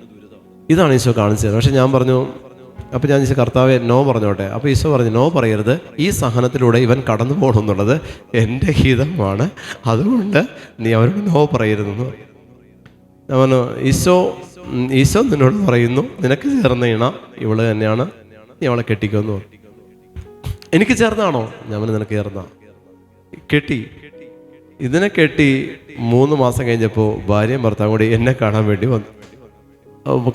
വന്നപ്പോൾ ഞാൻ എങ്ങോട്ട് ഓടണമെന്നറിയാതെ ഞാൻ ആ ബാക്കിൽ പുറകിൽ ഫറവോയുടെ സൈന്യവും മുൻപിൽ ചെങ്കടലും എന്ന് പറഞ്ഞ പോലെ മുമ്പിലൊരു മതിലും പുറകിൽ ഇവനും നിൽക്കാനും, മുമ്പിൽ ഇവനും പുറകിലൊരു മതിൽ. എനിക്ക് ഓടാനായിട്ടൊന്നുമില്ല, ചാടിപ്പോകാനും പറ്റില്ല, റൂഫ് വാർത്തതാണ്. അപ്പം ഞാനിങ്ങനെ നിൽക്കി, ഇവൻ എന്നെ തല്ലുവോ കൊല്ലുമോ എന്ന് എനിക്കറിയാൻ പാടില്ല. അപ്പോൾ ഇവൻ വന്ന് നിന്നിട്ട് പറഞ്ഞു, അവളോട് പറഞ്ഞു, നീ ഒന്ന് പുറത്ത് പോയി. അപ്പോൾ എനിക്ക് മനസ്സിലായി എന്നെ തല്ലാനാ. വന്ന് നിന്നിട്ട് പറഞ്ഞു, ബ്രദറെ എന്നാൽ എന്നോട് ഈ ചതി വേണ്ട. ഞാൻ എന്താ കാര്യം? ബ്രദർ പറഞ്ഞിട്ടാണ് ഞാനിവളെ കെട്ടിയത്. ഞാൻ ചെന്നിട്ട് എന്താ കുഴപ്പം? കെട്ടി അന്ന് കട്ടിലേക്ക് കയറിയപ്പോൾ തൊട്ട് തുടങ്ങിയ ദുരിതം ഇന്ന് വരെ തീർന്നിട്ടില്ല. അവളുടെ വായ കഴക്കണില്ലേ ബ്രദറെ? അവളുടെ വായ്ക്കൊരു റെസ്റ്റ് വേണ്ടേ? വല്ല ബണ്ണ് തിരികെ വായിൽ വെച്ച് കൊടുക്കാൻ തോന്നിപ്പോവാ. ഇതിങ്ങനെ ഇങ്ങനെ പറഞ്ഞുകൊണ്ടിരിക്കുക. മടുത്ത് ബ്രദറെ, ജീവിതം മടുത്ത്. എൻ്റെ അമ്മ എന്നെ വിട്ടുപോയി. ഞാൻ പറഞ്ഞത് ആവശ്യമായിരുന്നു. നിൻ്റെ അമ്മയെ നിന്നെ ചീത്തയാക്കിയത്. അമ്മ വിട്ടുപോയി. എൻ്റെ സഹോദരങ്ങൾ നിന്നെ നോക്കുന്നില്ല. എല്ലാ രീതിയിലും ഞാൻ തകർന്നു പോയിക്കൊണ്ടിരിക്കുക. അതിൻ്റെ സാമ്പത്തിക മേഖലയുണ്ട്, അതിന് കുഴപ്പമൊന്നുമില്ല. പ്രാർത്ഥനാ ജീവിതവും അതിനും കുഴപ്പമില്ല. അപ്പോൾ ഞാനിങ്ങനെ പ്രാർത്ഥിച്ചിട്ട് ഞാൻ പറഞ്ഞു, ഈശോ നിന്നെപ്പറ്റി പ്രാർത്ഥിച്ചപ്പോൾ എനിക്ക് സന്ദേശം തന്നത് ഇവളെ കൊണ്ട് നിനക്ക് ദുരിതമായിരിക്കുമെന്ന്.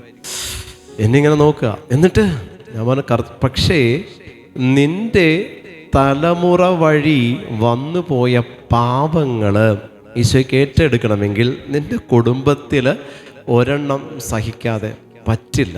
എന്നാലേ നിൻ്റെ തലമുറ വിശദീകരിക്കപ്പെടുമെങ്കിൽ ഈ സഹനത്തിനെ നീ സ്വീകരിച്ച് കൂടെ കൂട്ടാതെ നിൻ്റെ തലമുറ വിശദീകരിക്കപ്പെടില്ല എന്നുള്ളതാണ് ദൈവിക പദ്ധതി. ഉണ്ടെങ്കിൽ ഞാൻ എന്ത് ചെയ്യും? അപ്പോൾ ഇത് ലൈഫ് ലോങ് ഉള്ള ഗിഫ്റ്റാണല്ലേ. ഇതിനെ ഡിവോഴ്സ് ചെയ്യാനായിട്ടുള്ള ഒരു ചാൻസ് അന്വേഷിച്ച് എൻ്റെ അടുത്ത് വന്നത്. ഞാൻ പറഞ്ഞില്ല, ഇത് ലൈഫ് ലോങ്. ഹല്ലേലൂയ, ഹല്ലേലൂയ, ഹല്ലേലൂയ. ചില സഹനങ്ങൾ വിചാരിച്ചാലും മാറില്ല. ചില മക്കൾ മാതാപിതാക്കൾക്കെന്നും കണ്ണീരായിരിക്കും. ചില ഭർത്താവ്, ചില ഭാര്യ കുടുംബത്തിൽ പേമാരിയായിരിക്കും, ഇങ്ങനെ പെയ്തുകൊണ്ടിരിക്കും. കരകര ശബ്ദമില്ലേ, അതെങ്ങനെ ഉണ്ടാവും? ഹല്ലേലൂയ, ഹല്ലേലൂയ, ഹല്ലേലൂയ, ഹല്ലേലൂയ. പേമാരിയാകുമ്പോൾ നമുക്കൊരു സുഖമൊക്കെ തോന്നും, ഒരു കുളിരും, നല്ല രസം. പക്ഷേ ഒരു കരകര എന്നുള്ളൊരു ശബ്ദം അതിങ്ങനെ ഉണ്ടാവും. ഈ വെള്ളം വന്ന് ഈ ഷീറ്റിലൊക്കെ വീഴുമ്പോൾ ഒരു ശബ്ദമില്ല. മിക്കവാറും സ്ത്രീജനങ്ങളിൽ നിന്ന് ഇങ്ങനെ വന്നുകൊണ്ടിരിക്കും. അത് മൈൻഡ് ചെയ്യണ്ട, അത് നിങ്ങളുടെ തലമുറകളെ വിശദീകരിക്കാൻ കർത്താവ് മിക്സിയിലിട്ട് അടിച്ചുകൊണ്ടിരിക്കുക. അതിൻ്റെ ശബ്ദമാണ്. ഹല്ലേലൂയ, ഹല്ലേലൂയ, ഹല്ലേലൂയ, ഹല്ലേലൂയ. അതുകൊണ്ട് ചില സഹനങ്ങൾ നിങ്ങളുടെ ജീവിതത്തിലേക്ക് വന്നാൽ ദൈവിക പദ്ധതിയാണെന്ന് തിരിച്ചറിയാൻ പറ്റണം. ദൈവിക പദ്ധതിയാണ്, അത് മാറില്ല, അത് മാറാൻ പാടില്ല. അത് നിന്നെ വിശദീകരിക്കാൻ വേണ്ടി ദൈവം തന്നതാണ്. അവിടെ നീ ഉറച്ചു നിൽക്കാൻ നീ തീരുമാനമെടുത്താൽ ദൈവത്തിൻ്റെ തിരുമനസ് നിന്നിൽ നിറവേറ്റപ്പെടും, തലമുറകൾ വിശദീകരിക്കപ്പെടും. നമ്മളിത് ഒരു കാലഘട്ടം കഴിയുമ്പോൾ നിന്നെ വിട്ട് മാറും. മീൻസ് അവളല്ല, സഹനം വിട്ട് മാറും. ഒരു കാലഘട്ടം വരെ നീ ഇതിനെ സഹിച്ച് നീ കർത്താവിൻ്റെ നാമത്തിൽ ദൈവം നിനക്ക് തരുന്ന കുഞ്ഞുങ്ങളെ നീ സ്വീകരിച്ച് കഴിയുമ്പോൾ അത് അതിൻ്റെ ബക്കറ്റ് കയറിക്കോളും, നീ ഫ്രീ ആയിക്കോളും. അതുകൊണ്ട് നീ പേടിക്കണ്ട. നീ ഇപ്പോൾ ഒരു കുഞ്ഞിന് വേണ്ടിയിട്ട് നീ ട്രൈ ചെയ്യുക, ദൈവം തരുന്ന കുഞ്ഞുങ്ങളെ സ്വീകരിക്കാൻ നീ മനസ്സുകൊണ്ട് ഒരുങ്ങുക എന്ന് പറഞ്ഞു. അപ്പോൾ ഇവൻ ചോദിക്കുക, എന്നാലും അത് നിർത്തില്ലല്ലേ? നമ്മൾ നിർത്തില്ല, ഒരു ആംഗിൾ മാറ്റി പിടിക്കുന്നേ ഉള്ളൂ, നിന്നിലേക്കുള്ളത് ഇങ്ങോട്ട് തിരിയുന്നോളും. അതുകൊണ്ട് അത് നിർത്തുമെന്ന് ഓർത്തിരിക്കേണ്ട. ആദത്തിനും പറ്റി ഒറ്റ തെറ്റേ ഉള്ളൂ, ഹവ്വ വേണം. നീ ഇണയെ കണ്ടില്ല എന്ന് പറഞ്ഞ് നീ എൻ്റെ അടുത്ത് വന്നതുപോലെ കർത്താവിൻ്റെ അടുത്ത് എന്നിട്ട് ആദം പറഞ്ഞു, എനിക്ക് ചേർന്ന് ഇണയില്ല, മൃഗങ്ങളുണ്ട്, ആനയുണ്ട്, കുതിരയുണ്ട്, എല്ലാം ഉണ്ട്, എല്ലാത്തിനും ഞാൻ പേര് വിട്ട്, പക്ഷേ എനിക്ക് ചേർന്നതിനെ മാത്രം കാണാനുമില്ല, എനിക്കൊരു പേരിടാനും ഇല്ലെന്ന് പറഞ്ഞപ്പോൾ എന്നാൽ പിന്നെ നീ കിടന്ന് ഉറങ്ങെന്ന് പറഞ്ഞ് വാരിയിൽ ഊരി അതിനെ മാംസം കൊണ്ട് പൊതിഞ്ഞ് കർത്താവ് ഒരു പെണ്ണിനെ കൊടുത്തിട്ട് അവ്വ എന്ന് പേരിട്ട് കൊടുത്തു. അവൾ പഴവും പറിച്ചു കൊണ്ടൊന്ന് ആദത്തിൻ്റെ അണ്ണാക്കി വെച്ച് കൊടുത്തു. അതോടുകൂടെ മനുഷ്യവർഗം മൊത്തം നിന്നെപ്പോലെ ദുരിതത്തിലായി. അതുകൊണ്ട് നിൻ്റെ മാത്രം കുഴപ്പമില്ല, ഇത് ഉൽപ്പത്തി തൊട്ട് കിടക്കുന്ന കുഴപ്പമാണ്. കൂടെ കൂടിയാൽ കൊണ്ടേ പോകുള്ളൂ. ഹല്ലേലൂയ, ഹല്ലേലൂയ, ഹല്ലേലൂയ, ഹല്ലേലൂയ. മര്യാദക്കൊറ്റയ്ക്ക് ജീവിക്കാൻ പറഞ്ഞത്. ഹല്ലേലൂയ. അതുകൊണ്ട് ഇത് ദൈവം അനുവദിക്കുന്ന സഹനമാണ്. ഈശോ പറഞ്ഞില്ലേ, ഞാൻ നിനക്ക് ചേർന്നതിനെ തരുമെന്ന് പറയുന്നത് ഞാൻ നിനക്ക് ഇഷ്ടപ്പെട്ടതിനെ തരുമെന്നല്ല അതിനർത്ഥം. നിനക്ക് ചേർന്നത് നിന്നെ വിശുദ്ധീകരിക്കാനേ നിനക്ക് ചേരുള്ളൂ. ചിലപ്പോൾ അത് മറ്റൊരു തരത്തിൽ നിന്നെ ഇറിറ്റേറ്റ് ചെയ്യത്തില്ല, പക്ഷേ അസുഖങ്ങളായിരിക്കും. ചിലപ്പോൾ അത് മറ്റൊരു തരത്തിൽ നിനക്ക് ബുദ്ധിമുട്ടുണ്ടാവില്ല. ചിലപ്പോൾ ഇത് വരുമ്പോൾ നിനക്ക് കടബാധ്യത സ്റ്റാർട്ട് ചെയ്യും. ചില മക്കൾ ജനിച്ച് കഴിയുമ്പോൾ ചില കുടുംബങ്ങളിൽ അനുഗ്രഹങ്ങളായിരിക്കും. ചില മക്കൾ ജനിച്ച് കഴിയുമ്പോൾ ചില കുടുംബങ്ങളിൽ ദുഃഖങ്ങൾ സ്റ്റാർട്ട് ചെയ്യും. അപ്പോൾ നമ്മൾ പറയില്ലേ, നിൻ്റെ തലവെട്ടം കണ്ട അന്ന് തൊട്ട് തുടങ്ങിയാണ് എൻ്റെ ദുരിതം. അല്ല, ദുരിതമല്ല, വിശുദ്ധീകരണമാണത്. നിൻ്റെ തലവെട്ടം കണ്ട അന്ന് തൊട്ടാണ് ഞാൻ വിശുദ്ധീകരിക്കപ്പെട്ടത് എന്ന് വേണം പറയാൻ. ചില കുടുംബങ്ങളിൽ ദൈവം ഇങ്ങനെ മാനസികമായിട്ട് പിന്നോക്കം നിൽക്കുന്ന കുഞ്ഞുങ്ങളെ ദൈവം കൊടുക്കുന്നത് എന്തുകൊണ്ടാണ്? അതിലൂടെ ഇതിനെ വിശുദ്ധീകരിക്കണമെന്നുള്ളത് ദൈവത്തിൻ്റെ പദ്ധതിയാണ്. ഈ കുഞ്ഞിൻ്റെ പ്രത്യേകത എന്താ? ഇതിന് വേണ്ടിയിട്ട് ആയുഷ്കാലം മുഴുവൻ ഈ മാതാപിതാക്കൾ കണ്ണുനീരോടെ പ്രാർത്ഥിക്കുക. ഓട്ടിസം ബാധിച്ച ഒരു കുഞ്ഞിന് വേണ്ടി ഒരു 8 വയസ്സുകാരന് വേണ്ടി ഒരു അമ്മ, ഈ കഴിഞ്ഞ ഇടയ്ക്ക് ഞാനത് ഗ്രൂപ്പിൽ മെസ്സേജ് ഇട്ടതാണ് എല്ലാവരോടും പ്രാർത്ഥിക്കാൻ. 8 വയസ്സുള്ളൊരു കുഞ്ഞ് ഓട്ടിസം ബാധിച്ചതാണ്. ഈ അമ്മ എന്നെ വിളിച്ചിട്ട് പറഞ്ഞെന്നാണെന്നറിയോ, ഇതൊന്ന് ചത്ത് കിട്ടാൻ വേണ്ടി ബ്രദർ പ്രാർത്ഥിച്ചു, എനിക്ക് മടുത്ത് ബ്രദറെ. അപ്പോൾ അത്രയേറെ ദൈവം സഹനം കൊടുക്കുമ്പോൾ അത് ചത്ത് കിട്ടാനല്ല പ്രാർത്ഥിക്കേണ്ടത്. ചില മാതാപിതാക്കൾ പറയാറുണ്ട്, ബ്രദറെ എൻ്റെ മകൻ്റെ ജീവൻ ഈശോ എടുത്തോട്ടെ, ഞാൻ സഹിച്ചോളാം. ഞാൻ നന്നായിട്ട് വഴക്ക് പറയാൻ ഈശോ പറയും. മകൻ്റെ ജീവൻ എടുക്കാനോ? മാതാപിതാക്കൾ ജീവിച്ചിരിക്കെ നിങ്ങളെന്ത് വർത്താനം ഈ പറയണേ? അല്ല, മകൻ്റെ ജീവിതമല്ല, എൻ്റെ ജീവിതം തീരുന്നവരെ എൻ്റെ മകനെ ഞാൻ ജീവന തുല്യം സ്നേഹിക്കാമെന്നാണ് പറയേണ്ടത്. അല്ലാതെ ഇവൻ്റെ സഹനം കണ്ട് ഇവനെ എടുത്തോ എന്ന് പറയുന്നത് സഹനമല്ലത്. അത് അമ്മയുടെ ത്യാഗവുമല്ല. അതിൻ്റെ സഹനം കൊണ്ട് നല്ല രീതിയിൽ ജീവിക്കുന്ന ഒരു മകനെ എൻ്റെ കർത്താവെ നീ ഇതിനെ എടുത്തോന്ന് സ്ത്രീയെ നിങ്ങൾ പറയുമോ എന്ന് ഞാൻ ചോദിച്ചു. പറയില്ല. കാരണം എന്താ? അപ്പോൾ എന്താ ആ ത്യാഗം എന്താ നിങ്ങൾ അനുഭവിക്കാതെ? എൻ്റെ നല്ല രീതിയിൽ ജീവിക്കുന്ന മകനാണ്, ഈ ദേശത്തിന് അനുഗ്രഹമാക്കി കർത്താവെ നീ ഇതിനെ എടുത്തോ എന്ന് നിങ്ങൾക്ക് എന്താ പറയാൻ പറ്റാത്തേ? നിങ്ങൾക്ക് ഇതുകൂടാതെ മറ്റൊരു മകനും മകളും ഉണ്ടല്ലോ, അതിനെപ്പറ്റി എന്താ നിങ്ങൾ ഈ വർത്തമാനം പറയാത്തേ?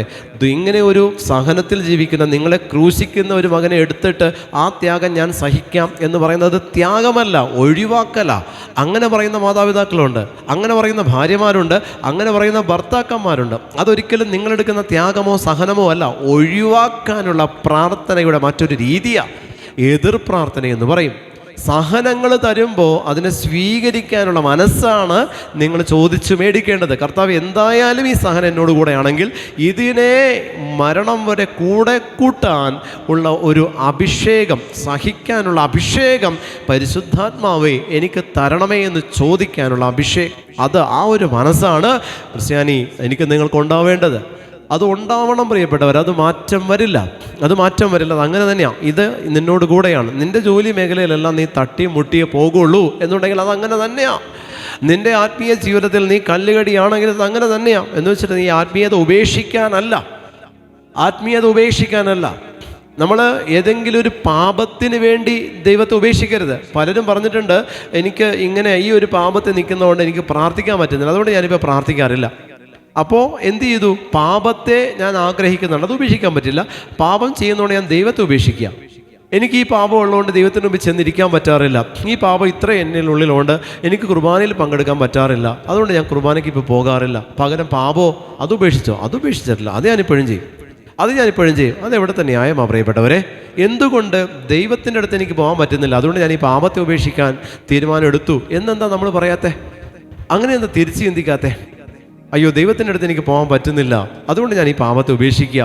അയ്യോ, എനിക്ക് ഈശോയെ സ്വീകരിക്കാൻ പറ്റുന്നില്ല, അതുകൊണ്ട് ഞാൻ ഈ പാപത്തെ ഉപേക്ഷിക്കുക എന്നാണ് നമ്മൾ പറയേണ്ടത്. പക്ഷേ നമ്മൾ പറയുന്നത് എന്താ? എന്നിൽ ഈ പാപം ഉള്ളതുകൊണ്ട് ദൈവത്തിൻ്റെ സന്നിധിയിൽ ചെന്ന് നിൽക്കാൻ ഞാൻ യോഗ്യനല്ല. അത് എളിമയല്ലത്, പാപം ചെയ്യാനായിട്ടുള്ള ഒരു കാരണം കണ്ടെത്തല. ഹല്ലേലൂയ. അതൊരിക്കലും എളിമയുടെ രീതിയല്ല, ദൈവത്തിൻ്റെ മുമ്പിൽ അഴുക്ക് ചെന്ന് നിൽക്കുന്ന രീതിയല്ല.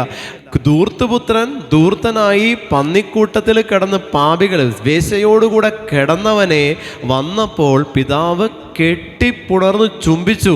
നിന്റെ പാപത്തോടുകൂടെ നിന്നെ സ്വീകരിക്കാൻ നിന്റെ ദൈവം ഒരുക്കമാണെങ്കിൽ നീ എന്തിനാ മടിക്കണേ? നിന്റെ പാപത്തോടുകൂടെ കർത്താവേ പാപിയായ എൻ്റെ മേൽ കരുണയായിരിക്കണം എന്ന് പറഞ്ഞുകൊണ്ട് ദൈവത്തിൻ്റെ സന്നിധിയിൽ നീ ചെന്ന് നിന്നാൽ നിന്റെ പാപാവസ്ഥയോടുകൂടെ നിന്നെ ചേർത്ത് പിടിക്കാൻ നിന്റെ ദൈവം ഒരുക്കമാണെങ്കിൽ നിന്റെ പാപത്തെക്കുറിച്ച് നിനക്ക് കുറ്റബോധം തന്ന് നിന്നെ ദൈവത്തിൽ നിന്ന് അകറ്റുന്നത് ഒരിക്കലും ദൈവമല്ല, സാത്താനാ. ആ സാത്താൻ്റെ ഇഷ്ടത്തിനനുസരിച്ച് നീ നിൽക്കാൻ പാടില്ല. ആ സാത്താൻ്റെ രീതിക്കനുസരിച്ച് ദൈവത്തെ ഉപേക്ഷിക്കാൻ പാടില്ല. പാപത്തിന് വേണ്ടി ദൈവത്തെയല്ല, ദൈവത്തിന് വേണ്ടി പാപത്തെയാണ് നമ്മൾ ഉപേക്ഷിക്കേണ്ടത്. ദൈവത്തിന് വേണ്ടി പാപത്തെ ഉപേക്ഷിക്കണം. ഈശോ ഇവിടെ വചനത്തിൽ പറയുന്നത്, ഫറവോയുടെ ഹൃദയം ഞാൻ കഠിനമാക്കും, എന്നിട്ട് എന്തുകൊണ്ട് ഇസ്രായേൽ ജനം ഫറവോയുടെ ഹൃദയം കഠിനമാക്കിക്കൊണ്ടിരുന്നപ്പോഴും തിരിച്ച് ഫറവോയുടെ അടുത്തേക്ക് മോശ അവരെ വിടാതെ പിടിച്ചു നിർത്തിയ ഒരു സ്ട്രോങ് ലീഡർഷിപ്പ് ഉണ്ട്. അതാണ് പ്രിയമുള്ളവരെ പ്രാർത്ഥിക്കുന്ന വ്യക്തിയുടെ ഏറ്റവും വലിയൊരു അനുഗ്രഹം എന്ന് പറയുന്നത്. നിങ്ങളുടെ കുടുംബത്തിൽ ഒരു സഹനമുണ്ടോ, അവനാണ് നിന്റെ കുടുംബത്തിലെ ലീഡർ എന്ന് പറയുന്നത്. പ്രായത്തിനനുസരിച്ചല്ലത്, പ്രായത്തിൻ്റെ മൂപ്പിളപ്പം അനുസരിച്ചല്ല ലീഡർഷിപ്പ് വരുന്നത്. സഹിക്കുന്ന വ്യക്തിയാണ് കുടുംബത്തെ നയിക്കുന്നത്. Hallelujah, hallelujah. കണ്ണുനീരൊഴുക്കുന്ന വ്യക്തിയാണ് കുടുംബത്തെ നയിക്കുന്നത്. കാരണം അവളിലൂടെയാണ് കർത്താവ് ആ കുടുംബത്തിന് ആവശ്യമായിട്ടുള്ള വളം കൊടുക്കുന്നത്, അനുഗ്രഹം കൊടുക്കുന്നത്. അതുകൊണ്ട് ലീഡർഷിപ്പ് എന്നും മോശ എന്ന് പറയുന്ന ലീഡർഷിപ്പാണ്. കാരണം മോശ ദൈവത്തിൻ്റെ വായിരിക്കുന്നത് മോശ കേൾക്കും, ഇസ്രായേൽ ജനത്തിൻ്റെ വായിരിക്കുന്നത് മോശ കേൾക്കും, ഫറവോയുടെ വായിരിക്കുന്നത് മോശ കേൾക്കണം. എന്നിട്ട് നിങ്ങളെ കൊണ്ട് പോവുകയും വേണം. മോശയുടെ ഒരു അവസ്ഥ നോക്കി, മോശയുടെ ഒരു അവസ്ഥ നോക്കി. ഇവരുടെ പെറുപെറുപ്പും ഇവരുടെ ഒറ്റപ്പെടുത്തലും കുറ്റപ്പെടുത്തലും. ഇപ്പം തന്നെ പറഞ്ഞു കേട്ടോ, ഈജിപ്തിൽ ശവക്കുഴിയില്ലാഞ്ഞിട്ടാണോ നീ ഞങ്ങളെ ഇങ്ങോട്ട് കൊണ്ടുവന്നത്? ബൈബിളിൽ എഴുതുമ്പോൾ കുറച്ച് മയപ്പെടുത്തി വായിക്കാൻ പറ്റിയ രീതിയിൽ എഴുതി വെച്ചിരിക്കുക. മോശ കേട്ടത് ഇതൊന്നും ആയിരിക്കില്ല. ഞാനും ചെറിയൊരു ഗ്രൂപ്പൊക്കെ നയിക്കുന്നുണ്ട്, എനിക്കറിയാമല്ലോ ഇതെന്താണെന്നുള്ളത്. Hallelujah, hallelujah. ഇതൊന്നും ആയിരിക്കില്ല പ്രിയപ്പെട്ടവരെ. നിങ്ങൾ എത്ര പ്രാർത്ഥിച്ച് കൂടെ നിന്നാലും കുറ്റപ്പെടുത്തലും ദുഃഖവും ദുരിതവും മാത്രമേ അവസാനം നിങ്ങൾക്ക് കൂട്ടായിട്ടുണ്ടാവും. നന്മയൊന്നും പ്രതീക്ഷിക്കാൻ നിൽക്കണ്ട. അവസാനം നിങ്ങൾ ചെയ്ത കൊള്ളരുതായ്മ മാത്രമേ അവർ ആദ്യം എടുത്ത് വയ്ക്കുള്ളൂ. അത്രയേ ഉള്ളൂ. അല്ലാതെ അത്രയും ചെയ്ത ഒരു ബ്രദറാ, ഇത്രയും നമുക്ക് വേണ്ടി അച്ഛൻ സഹിച്ചതാ, സാരയില്ല പോട്ടെ എന്ന് പറയോ? ഇല്ല. അത് അടിച്ച് പബ്ലിഷ് ചെയ്ത് ഫ്ലാഷാക്കി വാട്സപ്പ് വഴി ഇൻസ്റ്റ വഴി എല്ലാം നമ്മളിത് മാക്സിമം പോസ്റ്റർ ഒട്ടിച്ച് ഇന്നിങ്ങനെ നാറ്റിച്ച് നാണം കെടുത്തും. കത്തോലിക്ക സഭയുടെ ഒരു പ്രത്യേകത എന്താണെന്നറിയോ? നമുക്ക് പുറമേ നിന്ന് ശത്രുക്കൾ ആവശ്യമില്ല. നമുക്ക് പുറമേ നിന്ന് ശത്രുക്കളൊന്നും വേണ്ട. നമ്മൾ തന്നെ തമ്മിലടിച്ച് നല്ല സ്ട്രോങ്ങാണ്. നമ്മൾ തമ്മിലടിച്ച് വെട്ടിയും കുത്തിയും തീരും. ഒരെണ്ണം വീണാൽ അതിൻ്റെ ശവത്തെ കയറിയിരുന്ന് കുത്തി ഇതായിരുന്നു എന്ന് പറഞ്ഞ് പബ്ലിഷ് ചെയ്യും. അതാണ് കത്തോലിക്ക സഭയുടെ പ്രത്യേകത. ബാക്കിയുള്ള മതത്തിൽ നിങ്ങൾ എടുത്തു നോക്കിക്കോ.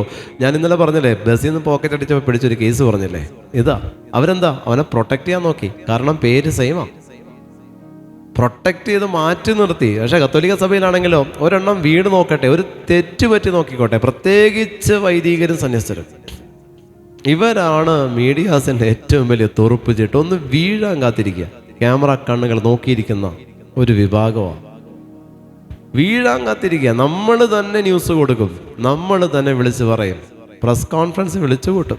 നമുക്ക് കത്തോലിക്കരെ അറിയപ്പെട്ടവരെ, ഇന്ന് നമ്മളൊന്ന് ആലോചിച്ച് നോക്കിയേ, എത്രയേറെ സഭയിൽ തർക്കങ്ങൾ നടക്കുന്നുണ്ട്. പുറമേ നിന്ന് ആരെങ്കിലും വന്നിട്ടാണോ തർക്കം ഉണ്ടാക്കുന്നത്? അല്ല. കാരണം എന്താ? ഫറവോയുടെ ഹൃദയം കഠിനമാക്കുന്നതും ഇസ്രായേൽ ജനത്തെ നയിക്കുന്നതും കർത്താവാണ്. രണ്ടും ദൈവം തന്നെ ചെയ്യും.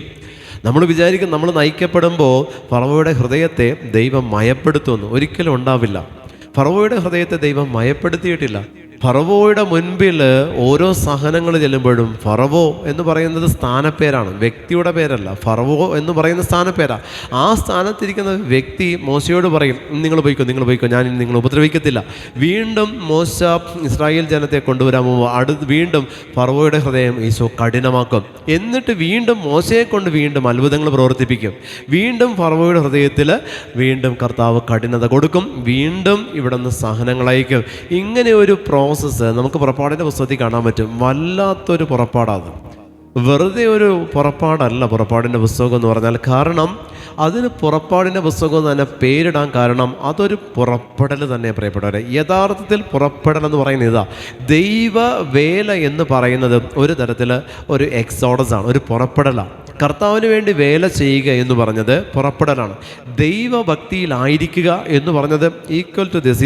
ഇതുപോലെ തന്നെയുള്ള ഒരു പുറപ്പെടലാണ് ഈശോയ്ക്ക് വേണ്ടി. പ്രാർത്ഥനാ ജീവിതം നയിക്കാൻ നിങ്ങൾ ആഗ്രഹിക്കുന്നുണ്ടോ? നമ്മൾ ഇന്നലെ വായിച്ചല്ലേ പ്രഭാഷകൻ 2:1, കർത്തൃ ശുശ്രൂഷയ്ക്ക് നീ ഒരുങ്ങുന്നുണ്ടോ?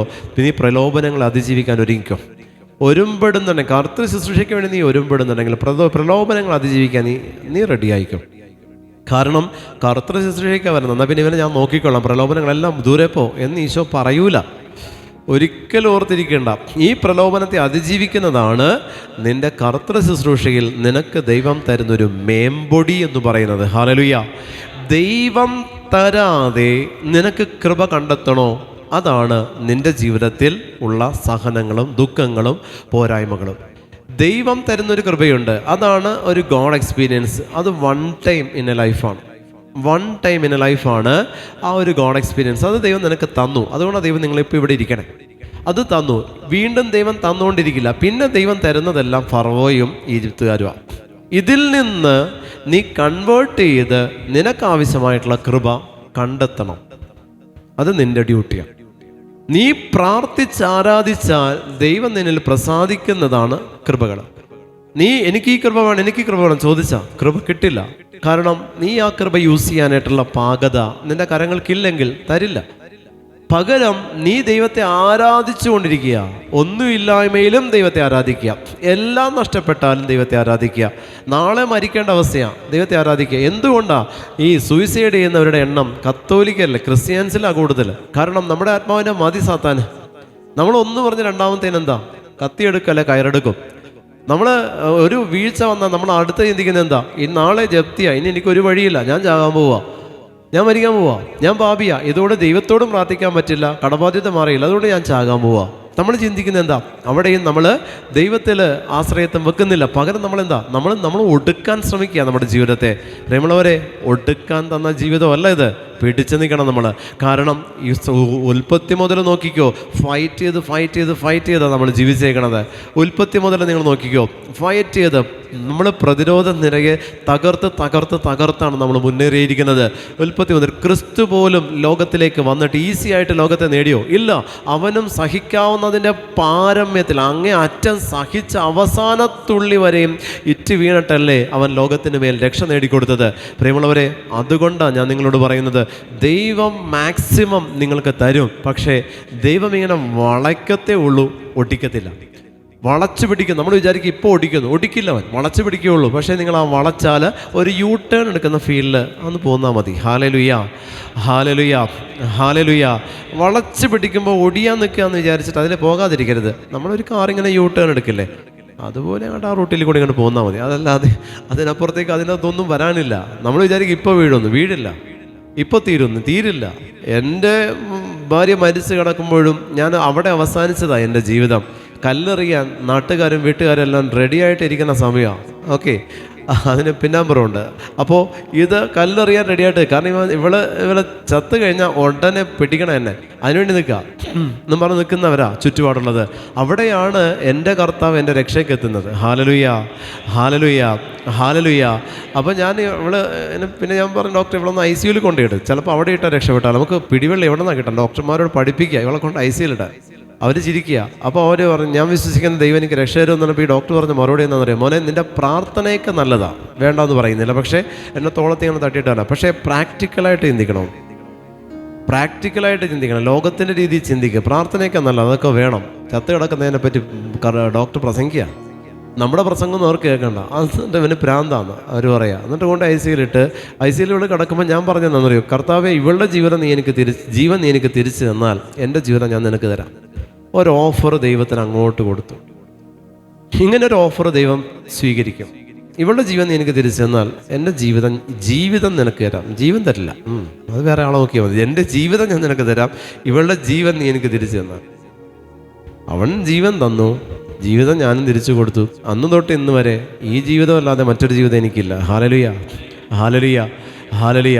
വീഴ്ചകളുണ്ട്, കുറവുകളുണ്ട്, പോരായ്മകളുണ്ട്, പാപമുണ്ട്, എല്ലാം ഉണ്ട്. പക്ഷേ ദൈവം എൻ്റെ അടുത്തുനിന്ന് മാറില്ല, ഞാൻ ദൈവത്തിൻ്റെ അടുത്തുനിന്നും മാറില്ല. കാരണം രക്ഷകനായ ദൈവമാണ് എൻ്റെ ബലം. കലമാൻ്റെ പാദങ്ങൾക്കെന്ന പോലെ അവിടെ നിന്ന് എൻ്റെ പാദങ്ങൾക്ക് വേഗത നൽകി ഒന്നും തിന്നായ്മയിലും കർത്താവിൻ്റെ ജീവൻ നിലനിർത്തിക്കൊണ്ടിരിക്കാൻ കാരണം ജീവിക്കുന്ന ദൈവത്തിൻ്റെ പുത്രനായ ക്രിസ്തുവിൻ്റെ പരിശുദ്ധ ശരീരമാണ് എൻ്റെ ജീവൻ. ഹാലലുയ. അതുകൊണ്ട് പ്രിയമുള്ളവരെ, സഹനങ്ങളെന്നൊക്കെ പറഞ്ഞ് നിങ്ങൾ എൻ്റെ അടുത്ത് വരുമ്പോൾ എനിക്ക് പുണ്യമാണ്. കാരണം അതിലും വലുത് കണ്ട് മടുത്തതാ. നിങ്ങളെ വലിയ സഹനങ്ങളൊക്കെ വന്ന് പറയുമ്പോഴും പോരാ എൻ്റെ അത്ര ആയിട്ടില്ല, ഞാൻ അങ്ങനെ ചിന്തിച്ചിട്ട് എന്നെയുമായിട്ട് കമ്പയർ ചെയ്യും. പോരാ, ഇനിയും ഉണ്ട്, കുറച്ചുകൂടി മൂക്കാനുണ്ട് എന്നേ ഞാൻ പറയത്തുള്ളൂ. കാരണം ഇതിലും വലുത് കണ്ടു വന്നതാണ്, അതിലും വലുത് ഇപ്പോഴും കണ്ടുകൊണ്ടിരിക്കുക, ഇപ്പോഴും അങ്ങനെ തന്നെ പോകണം. പക്ഷെ അതുകൊണ്ട് നിങ്ങൾ ഒരു കാര്യം അറിയണം, നിങ്ങൾക്ക് എത്ര സഹനം ഉണ്ടെങ്കിലും നിങ്ങൾക്ക് ജീവനുണ്ടോ? ശരീരത്തിൽ ജീവനില്ലേ? അതുണ്ടായാൽ മതി, ബാക്കി സഹനത്തെ അതിജീവിക്കാൻ പറ്റും. പക്ഷേ ജീവൻ പോകുന്നൊരവസ്ഥ വന്നാൽ അപ്പോൾ നിങ്ങൾക്ക് മനസ്സിലാകും അതിലും ഭേദം മറ്റേ സഹനമായിരുന്നു എന്നുള്ളത്. നിങ്ങളുടെ ശരീരത്തിൽ ജീവനുണ്ടോ? നഷ്ടപ്പെട്ടതെല്ലാം തിരിച്ചു പിടിക്കാൻ പറ്റും. ജീവൻ ഉണ്ടായാൽ മതി നിന്റെ ശരീരത്തിൽ. എന്ത് നഷ്ടപ്പെട്ടാലും തിരിച്ചു പിടിക്കാനുള്ള കെൽപ്പ് മനുഷ്യവർഗത്തിന് ദൈവം കൊടുത്തിട്ടുണ്ട്. ഇസ്രായേൽക്കാരെ എടുത്ത് നോക്കി, ഇസ്രായേൽ ജനത്തെ എടുത്ത് നോക്കി, ഇന്നത്തെ ഇസ്രായേലിനെ എടുത്ത് നോക്കി. ഞാനവിടെ പോയതാ. ഇത് മനോഹരമായിട്ട് അവരുടെ ജീവിതം പോകുന്നത്. ഷാർപ്പ് ബ്രെയിൻ അവരുടെ, എന്ത് ബുദ്ധി അവർക്ക്. നമ്മൾ ഇന്ന് കാണുന്നതിൻ്റെ 50 വർഷം ഇനി മുന്നോട്ടുള്ളത് അവർ ഇപ്പോഴേ കണ്ടു കഴിഞ്ഞു. നമ്മൾ ഇപ്പോഴത്തെ ലോകത്ത് ജീവിക്കുമ്പോൾ ഇനി ഇവിടെ നിന്ന് 50 വർഷം അപ്പുറത്തുള്ള ലോകത്തിലാണ് അവർ ജീവിക്കുന്നത്. അത്രത്തോളം നിങ്ങൾ നോക്കിയേ, ആ ഇസ്രായേൽ ജനത്തെയാണ് ഈ നയിച്ചത് ദൈവം. കഷ്ടപ്പെട്ട് ദൈവം അവരെ ഇങ്ങനെ ഉരുക്കി ലോകത്തൊരു ശക്തിക്കും ഇസ്രായേൽ എന്ന് പറയുന്ന കൺട്രിയെ തോൽപ്പിക്കാൻ പറ്റില്ല. നിങ്ങൾ നോക്കിക്കോ, അവർ യുദ്ധത്തിനിറങ്ങി പുറപ്പെട്ടാൽ വിജയം അവരുടെ തന്നെ ആയിരിക്കും. ലോകം മുഴുവൻ ഒറ്റക്കെട്ടായിട്ട് അവർക്കെതിരെ യുദ്ധം ചെയ്താലും ഇസ്രായേലിനെ തോൽപ്പിക്കാൻ പറ്റില്ല. അത് ദൈവത്തിൻ്റെ ഒരു പ്രത്യേകതയാണ്. അത് അവിടെ ചെന്ന് നോക്കുക, അപ്പോൾ മനസ്സിലാവും. അവിടെ ചെന്നപ്പോഴാണ് മനസ്സിലായത്. അവരുടെ രീതിയും അവർ നമ്മളോട് ഇങ്ങനെ സംസാരിക്കുമ്പോഴും വളരെ കണ്ണിങ് ആണ് അവർ. കാരണം പുറപ്പാട് തൊട്ട് കിടക്കുന്ന ചരിത്രമാണ്. തോൽപ്പിക്കാൻ പറ്റില്ല അവരെ, വീഴില്ല അവർ. നമ്മൾക്ക് തകർക്കാൻ പറ്റില്ല. എത്രയെല്ലാം ഭീകരർ ഏതെല്ലാം തരത്തിൽ അടിക്കാൻ നോക്കിയാലും നടക്കില്ല അവിടെ. ഇത് തന്നെയാണ് യഹൂദരുടെ പിന്തുടർച്ചയാണ് ക്രിസ്ത്യാനിറ്റി. അതുകൊണ്ട് തന്നെ പ്രിയപ്പെട്ട ദൈവജനമേ, നമ്മളൊട്ടും കുറഞ്ഞവരല്ല. നമ്മൾ തോൽപ്പിക്കേണ്ടത് നമ്മുടെ മുന്നിലുള്ളവനെയല്ല, മുന്നിലുള്ളവൻ്റെ ഉള്ളിൽ വസിക്കുന്ന പിശാചിനെയാണ്. നമ്മുടെ ജീവിതത്തിനെതിരെ വരുന്ന സങ്കടങ്ങൾ കണ്ട് കരഞ്ഞുകൊണ്ടിരിക്കാൻ എല്ലാത്തിനും പറ്റും. നിങ്ങൾ മൃഗങ്ങളെ കണ്ടു പഠിക്കുക. അവർക്കും ഇതുപോലെ തന്നെ അവരുടെ ജീവിതത്തിൽ അവരുടെ ദൈവം അനുവദിച്ചിരിക്കുന്ന ആയുസ്സിൽ അവർ മല്ലിട്ടാണ് ജീവിക്കണേ. അവരുടെ ജീവിതത്തിൽ ഭക്ഷണം കിട്ടിയില്ല എന്ന് പറഞ്ഞ് മോങ്ങിക്കൊണ്ടല്ല അത് നടക്കുന്നത്. ഇല്ലാത്തതിൽ നിന്ന് അവരുടെ ബ്രീത്തിങ് ആണ് ഭക്ഷണമില്ലാത്തപ്പോൾ അവരുടെ എനർജി, അവരുടെ ബ്രീത്താണ്. അവരെടുക്കുന്ന ശ്വാസത്തെ ജീവൻ നിലനിർത്താനുള്ള എനർജിയായിട്ട് അവരതിനെ കൺവേർട്ട് ചെയ്യുന്നുണ്ട്. മനുഷ്യനോ ഭക്ഷണം കിട്ടിയില്ലെന്ന് പറഞ്ഞ് കിടന്ന് മോങ്ങിക്കൊണ്ടിരിക്കും. ജീവിതത്തിൽ ഇത് സെറ്റായില്ലെന്ന് പറഞ്ഞ് കിടന്ന് മോങ്ങും. ഇത് ശരിയായില്ലെന്ന് പറഞ്ഞ് നമ്മൾ കരഞ്ഞുകൊണ്ടിരിക്കുക. എല്ലായിടത്തും നമ്മൾ പഠിച്ചിരിക്കുന്ന രീതി എന്താണെന്നറിയോ? കരഞ്ഞ് വ്യാകുലപ്പെട്ടിരിക്കാനേ നമ്മൾ പഠിച്ചിട്ടുള്ളൂ. അതല്ല ദൈവം എല്ലായിടത്തും നിന്ന് എടുത്തു മാറ്റാൻ ശ്രമിച്ചോ? ദൈവത്തെ നമ്മൾ ലക്ഷ്യമിടണം. എൻ്റെ കർത്താവ് എൻ്റെ ജീവിതത്തിൽ ഈ കുരിശ് തന്നാൽ കർത്താവിന് നേരെ നീ തിരിഞ്ഞിട്ട് പറയണം, ഈ കുരിശ് നീ മാറ്റാൻ ഞാൻ എന്ത് ചെയ്യണം? നീ ഇരിക്കുക, ഈശോയുമായിട്ട് എന്താ ഇരിക്കാത്തെ? ഈ കുരിശ് തന്നത് അവനാണെങ്കിൽ അവൻ്റെ മുന്നിൽ ഒരു ചെയർ ഇട്ട് നീ ഇരുന്നിട്ട് പറയണം, കർത്താവ് ഈ കുരിശ് നീ എനിക്ക് തന്നാണ്, ഇത് മാറ്റാൻ നീ പറ. നമുക്കൊരു ചർച്ചയ്ക്ക് ഇരിക്കാം, ഒരു ബോർഡ് മീറ്റിംഗ് കൂട്, അവിടെ ഇരുന്നിട്ട് പറ, ഇത് മാറ്റണം, എനിക്കിത് മാറണം, കാരണം എനിക്ക് ജീവിക്കണം. നീ ഈ കുരിശ് തന്നിട്ട് ഞാൻ ചാകാൻ ഞാൻ റെഡിയല്ല. ഈ കുരിശ് എടുത്തിട്ട് നടക്കാൻ എനിക്ക് പറ്റില്ല. നീ പറ, ഇതിന് മാറാൻ ഞാൻ എന്ത് ചെയ്യണം? നിനക്ക് ബോധ്യം തരും. നിന്റെ പരിശുദ്ധാത്മാവ് നിന്റെ ഉള്ളിൽ വസിക്കുന്നതിനൊരു ബോധ്യം തരും. അതനുസരിച്ച് നീ മുന്നോട്ട് പോകണം. ഉടനെ കയറെടുക്കുകയല്ല വേണ്ടത്. ദൈവം നിനക്ക് കുരിശ് അയച്ചിട്ടുണ്ടോ? അത് മാറ്റാനൊരു വഴി തെളിച്ചിട്ടിട്ടുണ്ട്. ആ വഴി നമ്മൾ കാണില്ല. ആ വഴി പിശാച് അന്തമാക്കിയിടും. പകരം കയറെടുക്കാൻ പറയും. യൂദാസ് ചെയ്തപോലെ നമ്മൾ യൂദാസ് ആകരുത്. ജീവിതത്തിൽ ഒരിക്കലും യൂദാസ് ആകരുത്. യൂദാസ് ആണ് കരഞ്ഞുകൊണ്ടിരുന്നത്. ചത്തയുള്ള അവസാനം. പ്രിയമുള്ളവരെ, പത്രോസ് ആകണം. പാപ്പായായില്ലേ? പരിശുദ്ധ പാപ്പയായിട്ട് ദൈവം മാറ്റിയത് എന്തുകൊണ്ടാണ്? കരഞ്ഞുകൊണ്ടിരുന്നതല്ല, അനുദപിക്കുകയാണ് ചെയ്തത്. ഹല്ലേലൂയ. അതുകൊണ്ട് യേശുവിൻ്റെ മുൻപിൽ നിങ്ങൾ ആയിരിക്കുമ്പോൾ ദൈവം നിങ്ങൾ എത്രത്തോളം പ്രാർത്ഥനയിലേക്ക് വരുന്നോ നിങ്ങളുടെ പുറകിലുള്ള ഫറവോയുടെ സൈന്യത്തെ കർത്താവ് ബലപ്പെടുത്തും. മറക്കണ്ട. ഈ ധ്യാനം നിങ്ങൾക്ക് തുടക്കമാണ്.